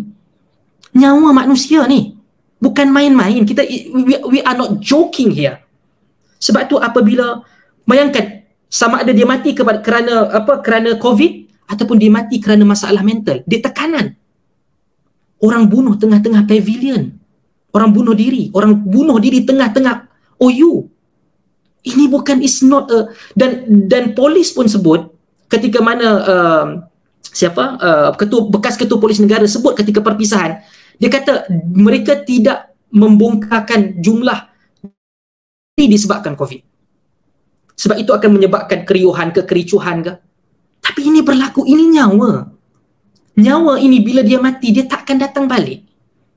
Sebab itu kenapa kita perlu untuk bersuara. Tak perlu maki hamun, kita bersuara. Dan yang terakhir, satu nyawa. Okeylah, kalau dah pergi tu, tanggunglah siapa yang bertanggungjawab di hadapan Allah Ta'ala. Survival. Kadang-kadang bila orang cakap tentang PKP, kata, kita perlu buat PKP, kita kena, betul, saya sokong supaya kita dah putuskan rantaian tu. Tapi bukan semua orang penjawat awam yang dapat bayaran bulanan, yang tak dipotong gaji. Penjawat awam berapa? Dalam 1 juta, 2 juta lah kalau katakan. Satu Malaysia daripada 32.7 juta rakyat Malaysia. Penjawat awam katakan 2 juta. Ada 30 juta lagi yang kerja swasta. Kerja syarikat dia tu bukan syarikat charity ustaz. Dia boleh bayar gaji itu apabila dia tak untung. Jadi dia pasal kurangkan. Kumpulan-kumpulan M40 ni dah hilang dah, semua jadi B40. M40 inilah yang paling banyak buat pinjaman, buat beli rumah, beli kereta dan yang lain. Tak dapat moratorium. Ni rumah ke ataupun kereta dia tunggu nak kena tarik. Bayangkan, survival, penjawat awam, pekerja swasta, gaji harian yang duduk tepi-tepi ni. Jadi sebab itu, isu ni adalah satu isu yang berangkai. Dan ia mungkin kadang orang nampak lawak itu dan itu dan ini. Betul, kita boleh melawak. Tapi ada orang sedang menunggu untuk meninggal. Ada orang yang tak tidur kerana ayah, ibu, suami ataupun isteri, anak yang sedang struggle untuk hidup. Jadi don't make it this matter, jangan jadikan benda ini sebagai benda yang kecil, benda yang besar. Ada timbangan di dalam dunia, apatah lagi benda di akhirat. Terima kasih. Baik, terima kasih. Yang satu saya boleh sebut adalah yang doktor sebut tadi, kita kena merasai, baik kita golongan agamawan, rakyat, pemimpin dan sebagainya, kena merasai duduk dalam kasut orang lain. Baru kita boleh faham benda tu, baru kita boleh aplikasi dengan betul. Okay, Datuk, tadi Datuk ada sebut berkenaan dengan kena beri kepercayaan dan para pemimpin ni kena raih balik kepercayaan daripada rakyat. Selepas apa yang berlaku dengan beberapa isu dan sebagainya, Datuk, saya nak itu soalannya, mohon komentar serta Datuk selitkan sekali. Kalau kata halnya begitu, maknanya ada atas kepentingan politik dan sebagainya, politik ke pemimpin, individu ke parti yang perlu kita pilih, Datuk? 7 minit, silakan Datuk.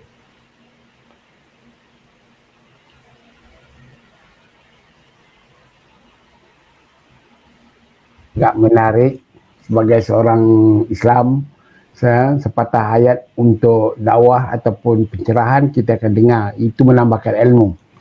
Dalam isu sekarang ini antara Kayangan dan Marhen ini ialah soal tidak selarasnya penguasaan dan undang-undang itu dikenakan. Bagi kita orang politik, kita kena berjuang demi kepentingan rakyat. Jika rakyat ini sebagai kita pemimpin, kita tak boleh kata sama sekali secara am ataupun secara apapun, oh bukan tanggungjawab saya untuk nak jaga 30 juta rakyat, ataupun bolehkah saya jaga 30 juta rakyat. Kalau ini disebut di Jepun, dah letak jawatan dah. Kerana kita tak boleh menyalahkan rakyat. Saya selalu bercakap dengan isteri dan anak saya dan keluarga saya dan kawan saya. Saya masuk politik ni tak ada mak bapak saya yang suruh pun. Saya yang masuk. Jadi kalau saya kena lokap, kena dakwa di mahkamah, kena maki hamun dan sebagainya, itu atas kehendak diri saya.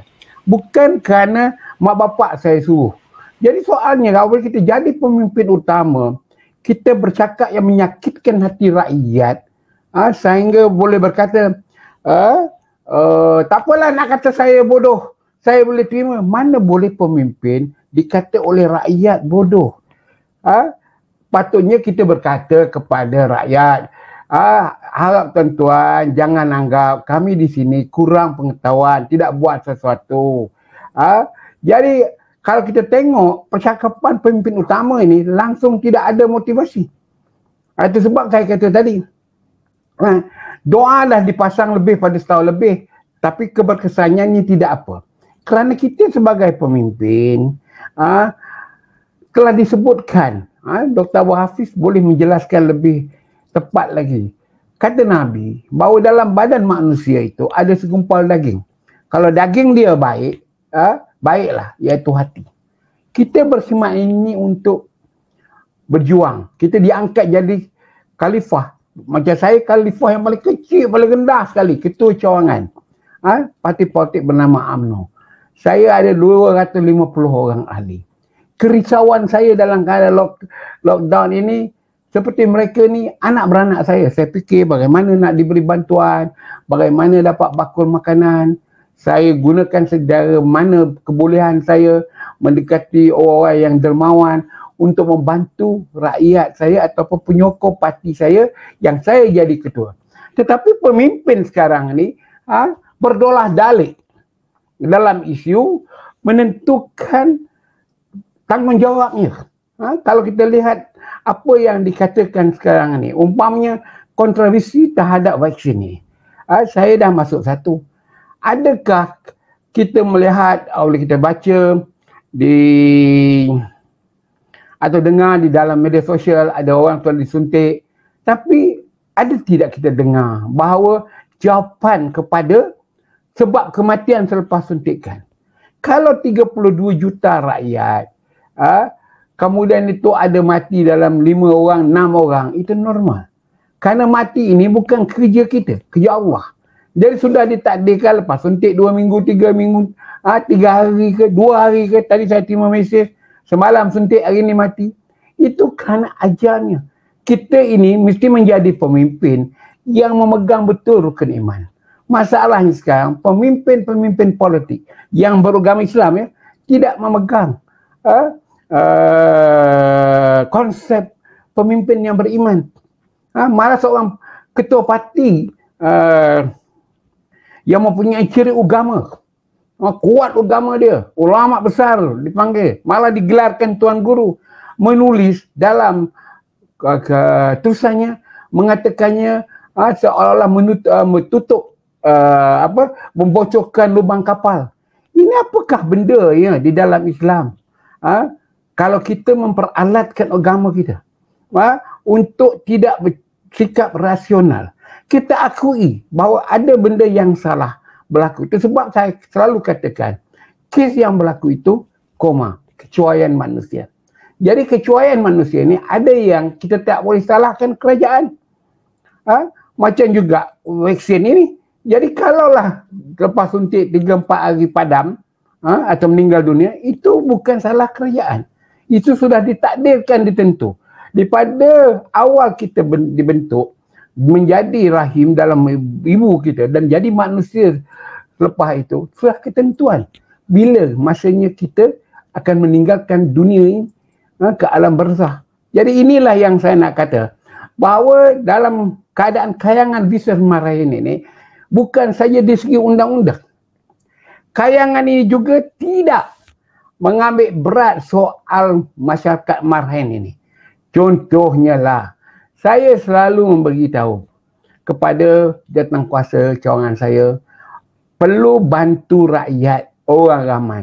Jangan kita bagi pada orang UMNO saja.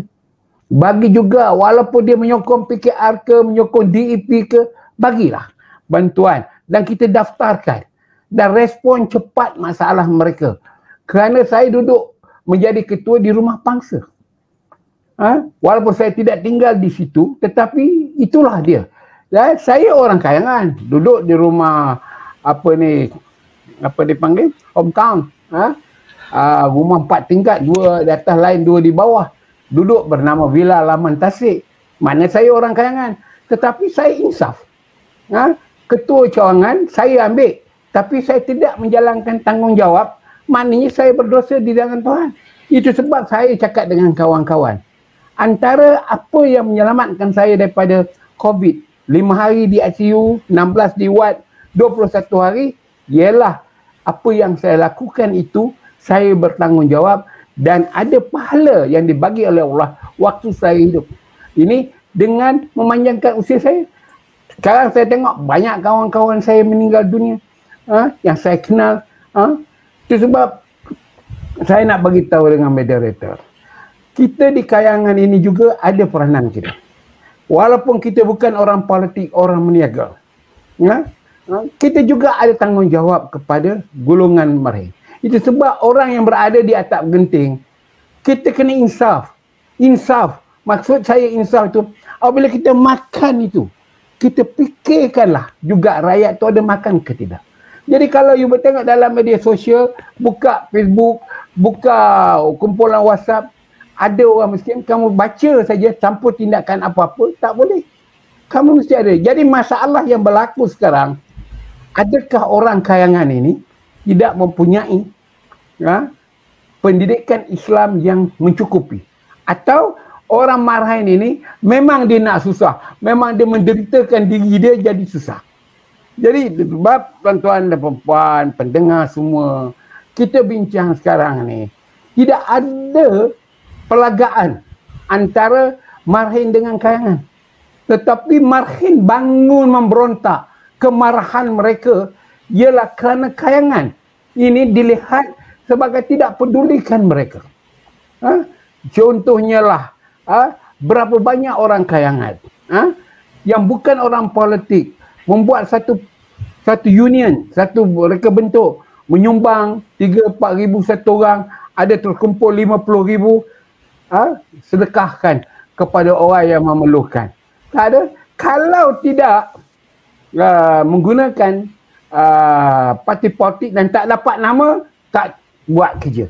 Jadi semua benda sebakul, hanya dalam tu ada beras, ada Milo, ada sardin, ada susu, bergambar. Jadi saya nak cakap lah, kayangan ini ada yang baik, marhin ini ada juga yang tidak baik. Ada juga marhin yang baik dan kayangan tidak baik. Jadi dalam keadaan solution kita sekarang, dalam masalah mencari jalan penyelesaian ini, ialah bagaimana kita nak menyelesaikan orang-orang Islam. Jangan duk anggap kerana mereka dah bagi duit pada Baitul Mal, maka mereka lepas tanggungjawab. Mereka mesti keluar daripada kotak pemikiran, iaitu jangan serah bulat-bulat apa yang kita bagi itu pada Baitul Mal. Kita juga kena bertindak sendiri. Kita kena tengok kiri dan kanan rumah kita. Kita kena tengok saudara mara kita yang terdekat. Kerana saya pernah percaya golongan kayangan dia tak ada WhatsApp keluarga. Sebab dia orang hebat kan. Yang banyak buat WhatsApp keluarga ni ialah rakyat yang kesusahan sekarang. B40 ni. Mereka dia akan buat WhatsApp keluarga. Di situ kita tahu ada tak anak bini kita, saudara mara kita yang lapar, saudara kita yang beras tak ada. Dalam keadaan sekarang, golongan marhin, jangan malu, jangan segan, tak jatuh maruah anda semua. Kalau anda dalam keadaan kesusahan, kalau ada dalam kumpulan WhatsApp keluarga, tulis, bang bayarin, saya dah 3 hari tak makan, beras di rumah dah habis. Jadi, apakah kita punya respon? Tentulah kita tolong. Kerana itu keluarga terdekat kita. Anak buah kita, saudara mara kita dan sebagainya. Jadi masalah ni sekarang, untuk solution menyelesaikan masalah kayangan ini, mestilah ambil tanggungjawab dan mencari pahala waktu lockdown ini. Saya harap Dr. Abu Hafiz dapat menjelaskan isu ini. Iaitu kenapakah orang-orang Islam tidak menggunakan lockdown ini untuk mencari pahala, menambah pahala, membuat kerja kebaikan yang direda ya Allah, yang mana dia akan mendapat manfaat waktu sama ada sakit. Saya nak beritahu tuan-tuan dah, saya banyak kawan yang mati kena COVID ni, saya tahu latar belakang dia. Melimpah ruah kekayaan tapi tidak pernah membantu orang ramai. Apa yang dia buat ialah kalau dapat mileage politik. Jadi Allah jadikan dia macam itu dan mati. Itu sebab saya kadang-kadang ada orang yang meninggal kerana COVID ni, kalau saya kenal, saya sedih. Ada yang saya kata, eloklah tu mati. Kerana hidup dalam dunia pun menyusahkan. Apa yang dikatakan menyusahkan di Dr. Hafiz, yang menyusahkan itu, kamu gunakan politik, cari kekayaan. Dan sebagainya. Tapi apabila kamu dengar orang yang kamu kenal tu sakit, ada kamu cuba membantu. Kamu tak cuba bantu. Itu sebab saya, lepas COVID, saya beritahu secara terbuka. Saya orang UMNO, agak popular, berjuang dalam UMNO 50 tahun.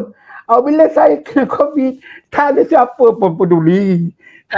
Hanya kita menjadi alat ya untuk kepentingan politik. Betul saudara Sabri. Ini pengalaman saya. Kisah saya dengar. Ini pengalaman saya. Saya tak ada. Boleh kira dengan jari lah kawan-kawan politik saya yang ambil tahu soal isi saya di rumah, kan saya dah kena masuk wad. Boleh. Jadi kita golongan-golongan kayangan ni juga ada masanya kalau mendapat kepentingan politik baru diletakkan di tempat yang sewajarnya. Kalau dia lihat macam saya pengkritik, semua orang saya kritik, mana ada kawan, kan? Sebab saya kata selalu, ayat saya saudara selaku moderator, very simple. Biarlah saya berdosa dengan Allah. Apa dosa saya buat tu jangan tanyalah. Tapi saya tidak mau berdosa dengan bangsa Melayu dan agama saya.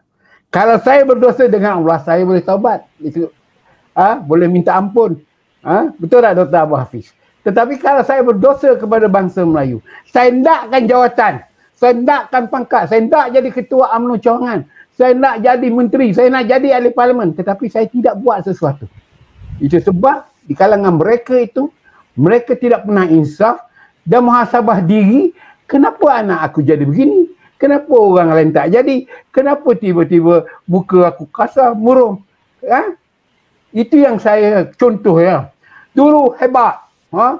Kalau kita telefon pun tak nak jawab. Lagaknya tinggi. Jumpa kita sergah. macam kita ni orang minta sedekah, jadi pengurusi badan berkanun, buat keputusan-keputusan yang akhirnya kesannya terlalu teruk kepada orang yang terlibat.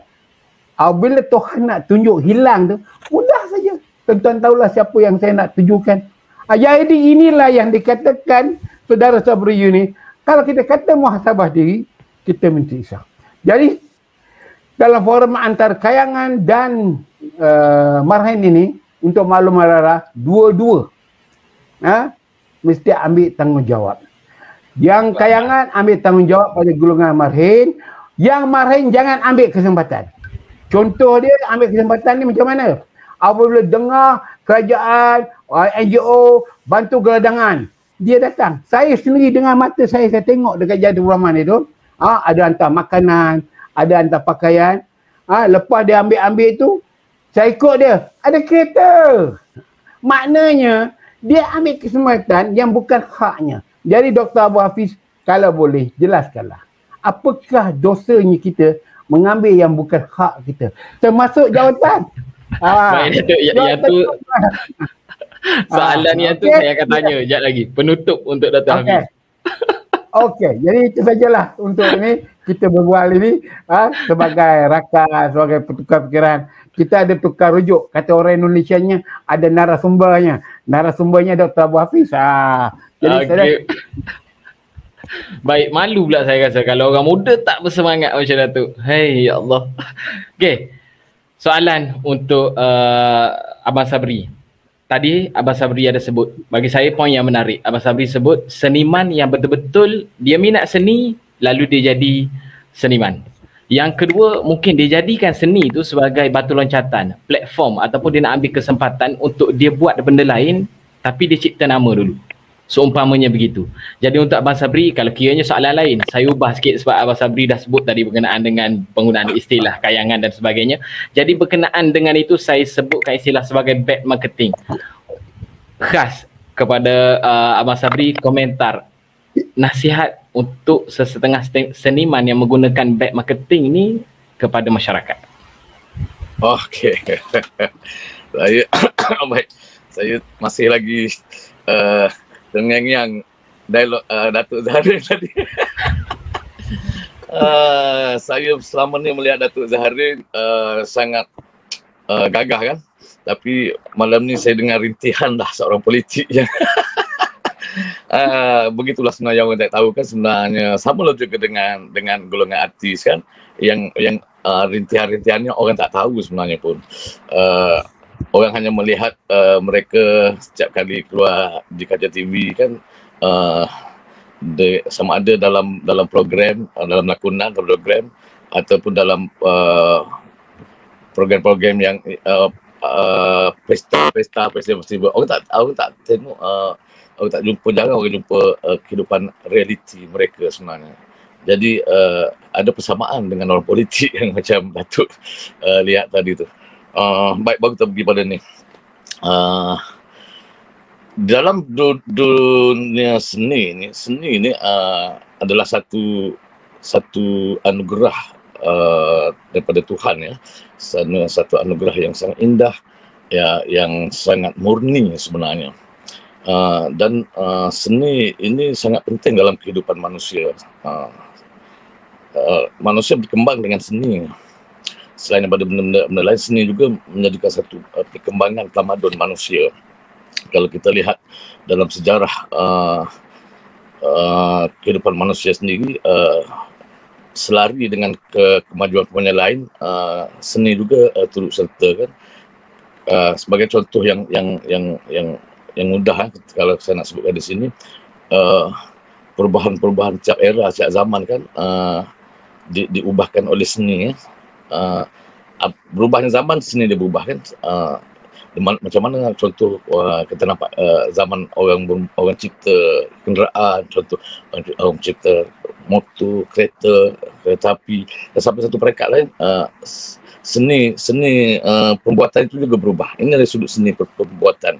Jadi sepanjang masa seni, kalau lah kita kata kita pejam mata dalam masa second 2 second kita buka, kita tengok sekeliling kita, apa yang tidak melibatkan seni? Tak ada satu benda pun yang tidak melibatkan seni. Jadi seni itu satu anugerah yang sangat indah. Termasuklah saya selalu ingatkan saya bahawa dalam agama Islam kita sendiri pun dalam satu Quran sendiri pun kalau itu ada terlibat dengan banyak seni dalam Al-Quran itu sendiri. Seni khaknya, seni berceritanya, seni sastranya, ada seni suaranya di situ. Jadi seni ini satu anugerah yang harus kita hormati, harus kita raikan. Bukan hanya kita menggunakan dia sebagai satu alat semata-mata untuk kita mencapai benda lain. Kita faham dalam keadaan sekarang ini, kehidupan ini, orang bila perkembangan seni berlaku, kebanyakan orang yang masuk dalam seni macam saya kata tadi ada beberapa kelompok. Yang pertama kelompok yang atas kesedarannya sendiri, jiwanya sendiri yang lahir daripada asal lagi, ataupun daripada yang dibentuk persekitaran hidupnya daripada budak, daripada remaja, persekitarannya sendiri yang membentukkan pemikiran dia dan kecintaan dan minatnya kepada seni. Yang kedua yang lahir daripada sekolah, yang mengaji sehingga dia memahami dan jatuh cinta. Dan ada golongan-golongan yang, maaf kalau saya sebut, golongan-golongan yang hadir ke sini kerana semata-mata untuk mencari kesempatan gitu. Ini adalah peluang untuk mereka bergerak. Ada satu lagi pula yang tercicir daripada pembelajaran asas kita daripada asal dulu.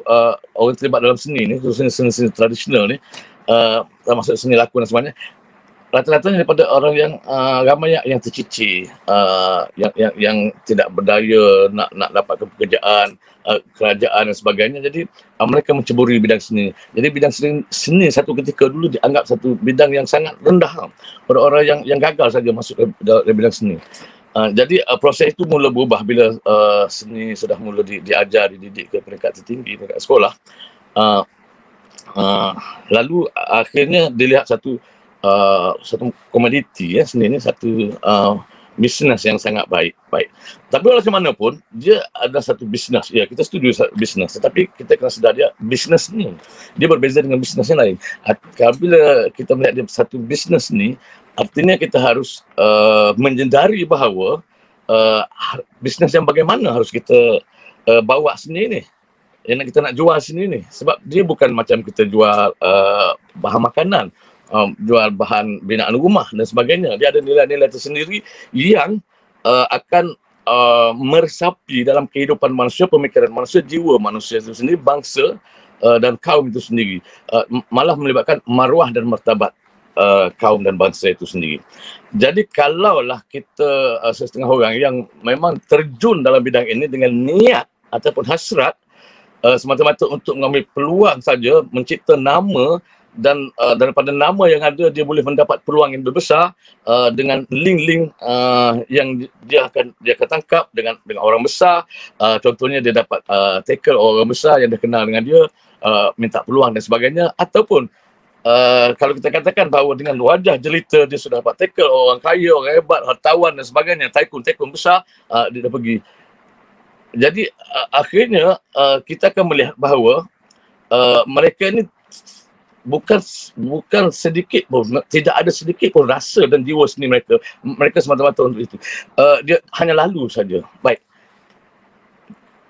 Kata kita juga nak katakan dia merosakkan seni, tak juga pada saya, tak juga, sebab dia lalu kan. Setahun dua dia pergi, lupakan dah seni. Yang merosakkan seni ni adalah yang berada selama-lama di dalam seni tetapi tidak sedikit pun dengan jiwa dan seni yang benar, tetapi dia kekal lama di dalam tu untuk mengaut sekelilingnya dengan menjadi orang yang mengambil kesempatan, bukan orang yang berjuang pada seni tapi orang yang mengambil kesempatan kepada seni.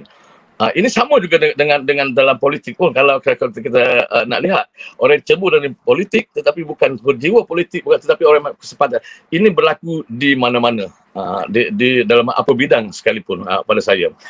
Jadi akhirnya orang yang begini dia akan jadi, kita akan melihat satu seni yang sangat kacau bilau. Seni yang sudah tidak cantik lagi. sebab ada pertumpungan di situ. Yang benar-benar berasal mengangkat seni akan selalu terhalang oleh mereka ini.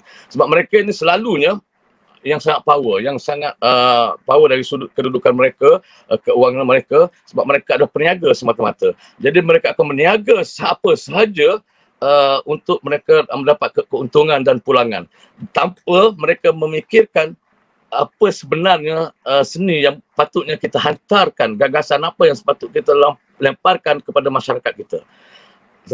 Mereka tidak memikirkan ini, baik buruk kesan kepada masyarakat, mereka pinggirkan apa yang pulangan kepada mereka. Kalau kita istilahkan, kalau mereka jual makanan, mereka sanggup jual makanan ringan, chicken dish dan sebagainya. Asalkan budak sekolah beli, tapi sebagai sekolah tak apa jadi laku. Tapi apakah kesan, khasiat daripada budak sekolah, mereka tak mikir benda itu. Jadi mereka dapat pulangan saja. Jadi ini adalah satu perkara yang sangat-sangat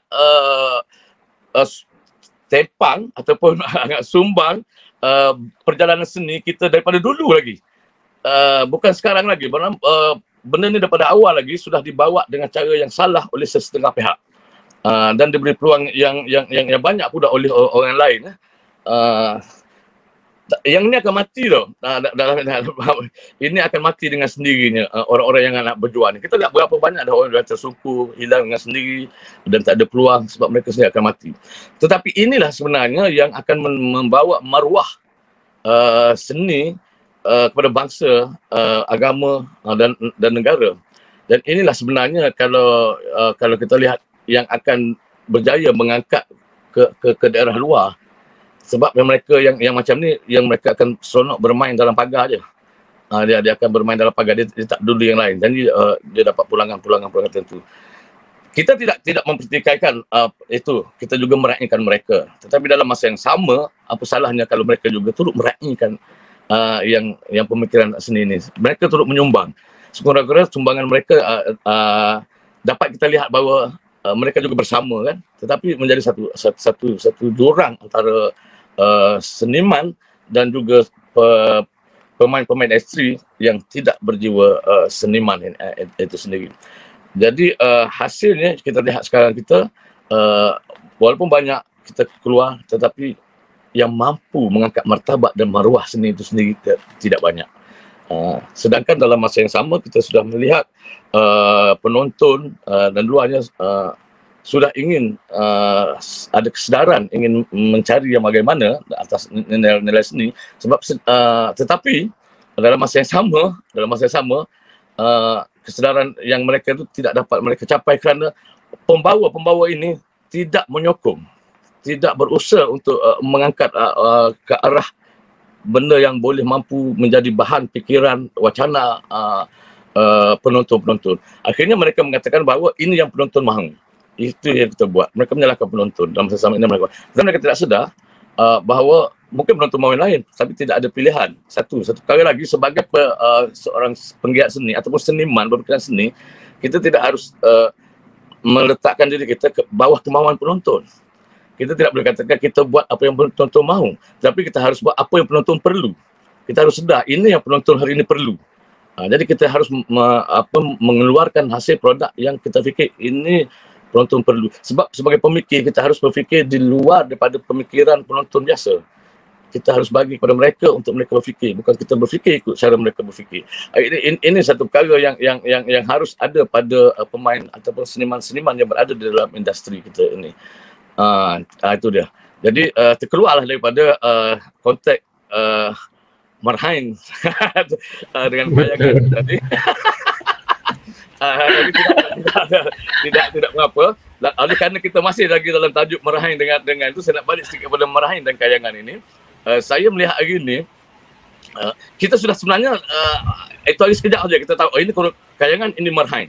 2-3 hari saja sebenarnya. Selepas itu kita tidak tahu. Semua orang sudah jadi kayangan sebenarnya. Kita tengok marhain tiba-tiba saja menjadi kayangan. Kalau kita tengok yang merentas segala merentas daerah, melanggar SOP di tol menjelang hari raya itu, penuh kereta yang banyak, adakah kita kata itu semua golongan kayangan? Tak, itu juga golongan marhain. Marhain yang tiba-tiba menjadi kayangan juga. Marhain juga yang sudah jadi kayangan. Jadi ini persoalannya pada kita tengok hari ni, kita ada orang kata masalahkan mesti betul. Mesti pada saya dalam keadaan tertekan, bukan tertekan lah, harus ekonomi harus berjalan, dia harus buka perniagaan. Tetapi cuba kita bayangkan juga macam mana rakyat, orang ramai menipu mesti. Company-company yang memohon kepada mesti, dia telah menipu mesti. Segala anak beranak, segala mara dia bagi senarai nama kepada Musti. Itu yang penuh jalan raya tu. Jadi tiba-tiba juga mereka jadi antara kayangan dengan marhain sama-sama sudah memberi konotasi yang sangat tidak baik dalam keadaan sekarang ini. Sama itu dia. Jadi pada saya kayangan dengan marhain sekarang ni, macam Datuk Zahrin kata tadi, ada kayangan yang baik, ada marhain yang tak baik, ada marhain yang baik, ada kayangan tak baik. Dan kesimpulannya, semua orang harus jadi baik dalam keadaan sangat tertekan sekarang ini. Baik, terima kasih. Tadi Abang Ye ada sebut, saya kira kosakata daripada Pantai Timur, Cekedih. Cekedih ni kalau tak silap saya jajan lah. Okay, baik, saya terima cue daripada produksi ni. Dia kata kita memang dah ada penghujung slot. Jadi memang tepat kita masuk kepada kesimpulan. Sebelum tu, untuk Abang Sabri, tadi Kak Lucy Angeline Tan, dia ada menonton bersama. Baguslah support sesama seniman. Okay, baik, untuk para panel saya akan mulakan satu persatu, 1 minit saja. Minta maaf, insyaAllah lain masa kita set up lagi sebab panel kita malam ni penuh dalam ni. Ramai peminat Datuk Zahrin, Abu Hafiz pun ramai, Dr. Abu Hafiz pun ramai, dan Abang Sabri sendiri pun ramai yang komen ni. Mungkin kita set up, kita tengok balik macam mana nanti untuk yang kesesuaian. Okey, baik, kita mulakan dengan Datuk Zahrin dulu. 1 minit Datuk Zahrin. Datuk tak menjawab lagi persoalan tadi. Calon atau parti dan kesimpulan. 1 minit dipersilakan untuk Datuk.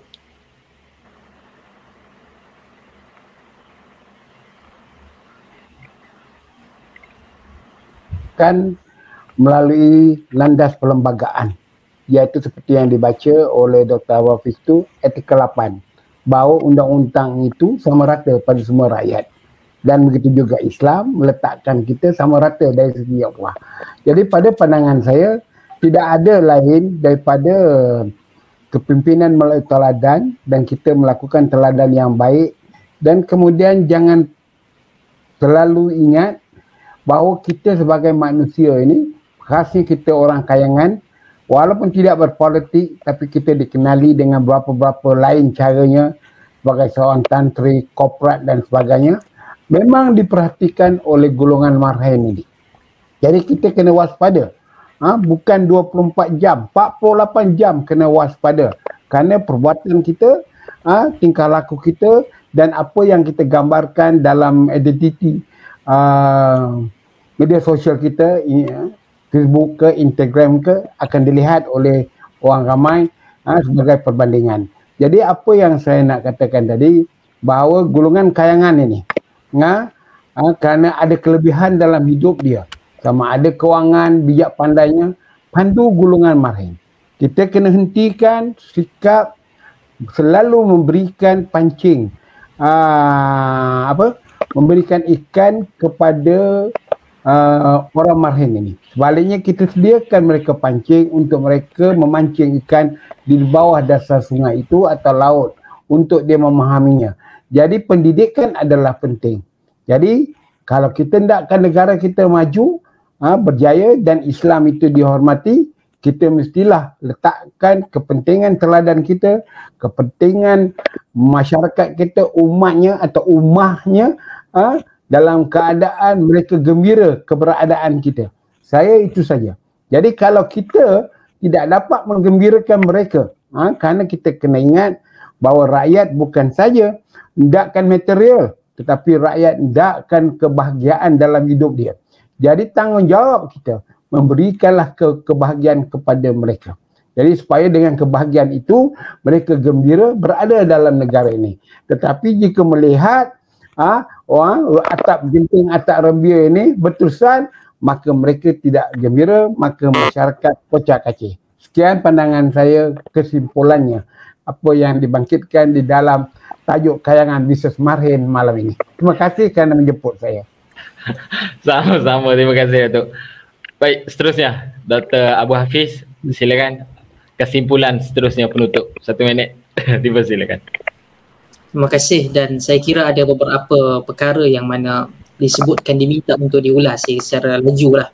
Bagaimana lockdown nak cari pahala, banyak caranya. Namun carilah pahala dengan kadar kemampuan kita, yang ada kemampuan untuk memberikan bantuan, untuk berikan semangat, cukup banyak.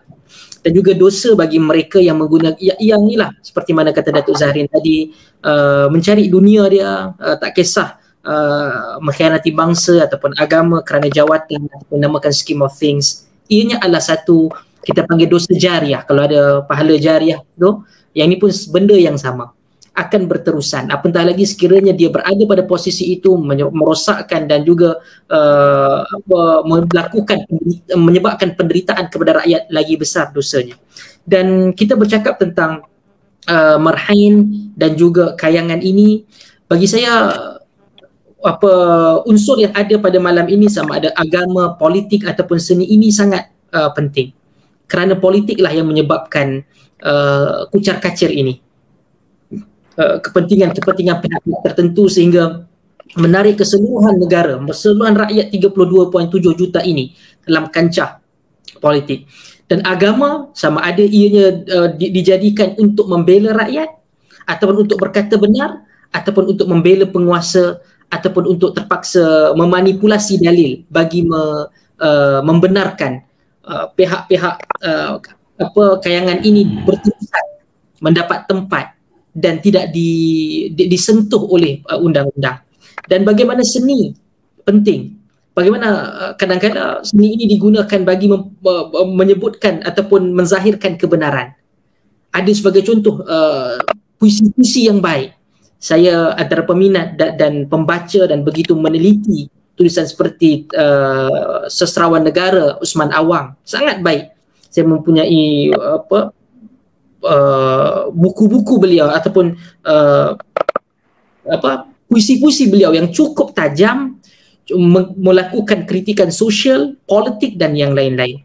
Bahkan seni itu tidak boleh untuk dipisahkan daripada agama itu sendiri. Bahkan Nabi SAW kata, laisa minna man la yataghanna bil Quran. Siapa tidak di kalangan kami, orang-orang yang tidak menjadikan Quran, tidak melagukan ataupun ada mempercantikkan bacaan Quran. Itu semua seni. Dan bagaimana ia dimanfaatkan, ia boleh pergi ke kanan, ia boleh pergi ke kiri. Maka jadikan ketiga-tiga unsur ini untuk bercakap benar, untuk merawat kembali Malaysia, untuk membina semula negara ini. Dan bercakap benarlah.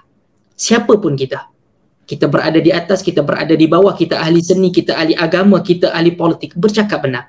Terutama anak muda, kerana saya anak muda, saya tahu moderator pun juga anak muda, dan panelis Datuk Zahrin dan juga saudara Tuan Sabri Yunus kita ini lebih senior. Kita perlu tahu anak-anak muda, khususnya anak muda syabat. Negara ini kita akan warisi. Kerosakan yang berlaku hari ini yang kita tutup mulut, kita tak mau berikan komentar, kita tak mau tegur, kita tak mau kritik dengan bahasa yang baik, kita yang akan mewarisi segala kerosakan yang akan pergi 10, 20, 30 tahun yang akan datang. Kita yang akan. Kalau sebagai contoh, sikit moderator, hari ini kerajaan untuk tahun ini sahaja daripada 320 bilion bajet untuk 2021 membengkak menjadi 600 bilion. 600 bilion. Kerajaan tidak ada duit yang datang daripada langit, no. Macam mana duit untuk kerajaan? Kerajaan perlu mencukai rakyat, mencukai perniagaan, mencukai segala-galanya. Ketika hasil ataupun perbelanjaan itu defisit, apa yang perlu buat? Cara yang mudah, naikkan cukai untuk ada hasil untuk kerajaan bayar hutang tersebut. Dan sekiranya kita mampu mempercepatkan, memulihkan kembali negara ini, rakyat boleh bekerja. Sebab itu bila semua tutup, kita tak kisah untuk adanya pinjaman-pinjaman yang baru, tetapi ia tidak dirasai oleh golongan M40, B40. Kata, oh kita ada ni bagi bantuan, kita tak rasa. Dahulu dengan kata jutaan face mask pun tak sampai juga, kan? Tapi kelulusan duit itu telah ada. Pergi ke mana? Kalau ia dipinjam dan dirasai oleh rakyat, then kita okey, tak ada masalah. Tetapi sekiranya ia tidak ada, sebab itu anak-anak muda bangkit. Anak-anak muda berani bercakap benar. Anak-anak muda berani bersuara. Namun, pakejkan keberanian itu dengan adab tata susila Melayu dan Islam yang sungguh tinggi. Kalau mahu untuk mengkritik, kritiknya dengan keadaan yang berseni, dengan dengan sindiran-sindiran yang tajam. Yalah, kadang-kadang orang Melayu ni dia punya lapik dia tebal sangat sampai isinya itu. Jadi itulah saya kira. Terima kasih kepada semua yang terutama kepada penganjur memberikan ruang, dan alhamdulillah saya dapat manfaat juga daripada dua tokoh panelis senior kita, dan terima kasih kepada kerana menjemput saya. Assalamualaikum. Waalaikumsalam warahmatullahi wabarakatuh. Okey, baik Abang Sabri, silakan. Okey, secara kesimpulan apa yang kita dapati daripada keseluruhan perbincangan kita ini adalah masalah kan yang timbul dalam keadaan-keadaan tertentu, khususnya keadaan kini datang daripada politik ya. Jelas politik tadi bukan datang daripada maksudnya politik ni berada dalam golongan politik kepartian, dah tentulah politik kepartian, politik dalam agama pun ada politiknya sendiri, dan dalam seni pun ada politiknya sendiri. Jadi berpolitik atau politiking di dalam semua bidang selalunya akan memberikan hasil yang sangat tidak baik kalau kita menggunakan peluang-peluang untuk berpolitik semata-mata. Dalam keadaan kita, negara kita setahun 2 tahun ini, dalam masa COVID ini, masalahnya COVID menular di negara kita, kebetulan politik juga dalam keadaan yang sangat urhara, sangat virus. Jadi virus politik dan virus COVID sama-sama menular dalam masyarakat hari ini. Sampai hari ini tak berhenti. Bukan semata-mata kita nak menjaga penularan virus COVID, tetapi virus politik lebih mendahului dan lebih bahaya daripada virus COVID. Ditambahkan pula adalah isu-isu orang-orang agama seperti mana kata doktor tadi, yang masing-masing mempertahankan pegangan masing-masing, masing-masing menidakkan yang masing-masing. Ini juga menjadi satu permasalahan. Sedangkan dalam seni sangat berkurangan soal politik. Macam ada juga, tapi tidaklah akan menjadikan besar yang menyebabkan huru-hara dalam negara dalam kita. Dia hanya dalam golongan orang seni saja, tapi agama dan politik itu akan menghancurkan, menghuru-harakan masyarakat. Jadi dalam keadaan sekarang ini, saya secara peribadi tidak mewakili mana-mana orang, saya mewakili diri saya sendiri. Saya juga bukan orang politik, bukan orang agamawan. Saya berharap kedua-dua politik dan agama ini dapat mengendurkan suasana dan dapat mencari satu penyelesaian yang sangat baik sesuai dalam keadaan yang kita hadapi hari ini. Terima kasih. Assalamualaikum warahmatullahi wabarakatuh. Terima kasih kepada pihak penganjur dan juga kepada dua orang yang sangat saya hormati. Saya menghormati orang bukan kerana umur, saya menghormati orang kerana ilmu dan kebiasaan orang itu. Jadi Datuk Zahrin dan juga Dr. Abu Hafiz, alhamdulillah sesungguhnya banyak yang saya dapat ilmu pada malam ini. Terima kasih. Terima kasih kepada Abang ataupun Kanda Sabri Yunus kita atas perkongsian seniman. Malah untuk kesemua panel yang ada pada malam ini, saya ucapkan sekali lagi mewakili tvsufi.com, Datuk Zahrin, Dr. Abu Hafiz, Abang Sabri sendiri, dan kepada para penonton, terima kasih kerana terus menonton kami pada malam ini. Alhamdulillah, komen pun banyak, ramai sungguh yang minta. Tak apa, nanti kami perbaiki balik apa yang perlu, kita sediakan slot-slot yang seterusnya. Sebagai penutup, sedikit perkongsian daripada saya. Apa pun hasil daripada perbincangan kita pada malam ini, apa pun letakkan diri kita empati terhadap orang lain, kita perhidupkan kembali tanggungjawab sosial. Apa yang saya fahami daripada tanggungjawab sosial itu, dia akan lahirnya ibadah sosial. Ibadah sosial itu kita menjalankan aktiviti sosial pada masa yang sama, itu adalah ibadah. Beri makan pada orang lain dan sebagainya. Jadi jangan lupa kepada semua para penonton, malam esok kita akan bersama dengan Tuan Azlan Amin, seorang jutawan, netizen menggelarkan jutawan fakir dan sebagainya, Al-Amin Properties. Hari Ahad kita akan ada khatam 1000 selawat Maulid. Jadi jangan lupa teruskan bersama dengan kami. Kepada semua, saya akhiri majlis pada malam ini. Segala kekurangan saya mohon ampun dan saya akhiri dengan wabillahi taufik wal hidayah. Assalamualaikum warahmatullahi wabarakatuh.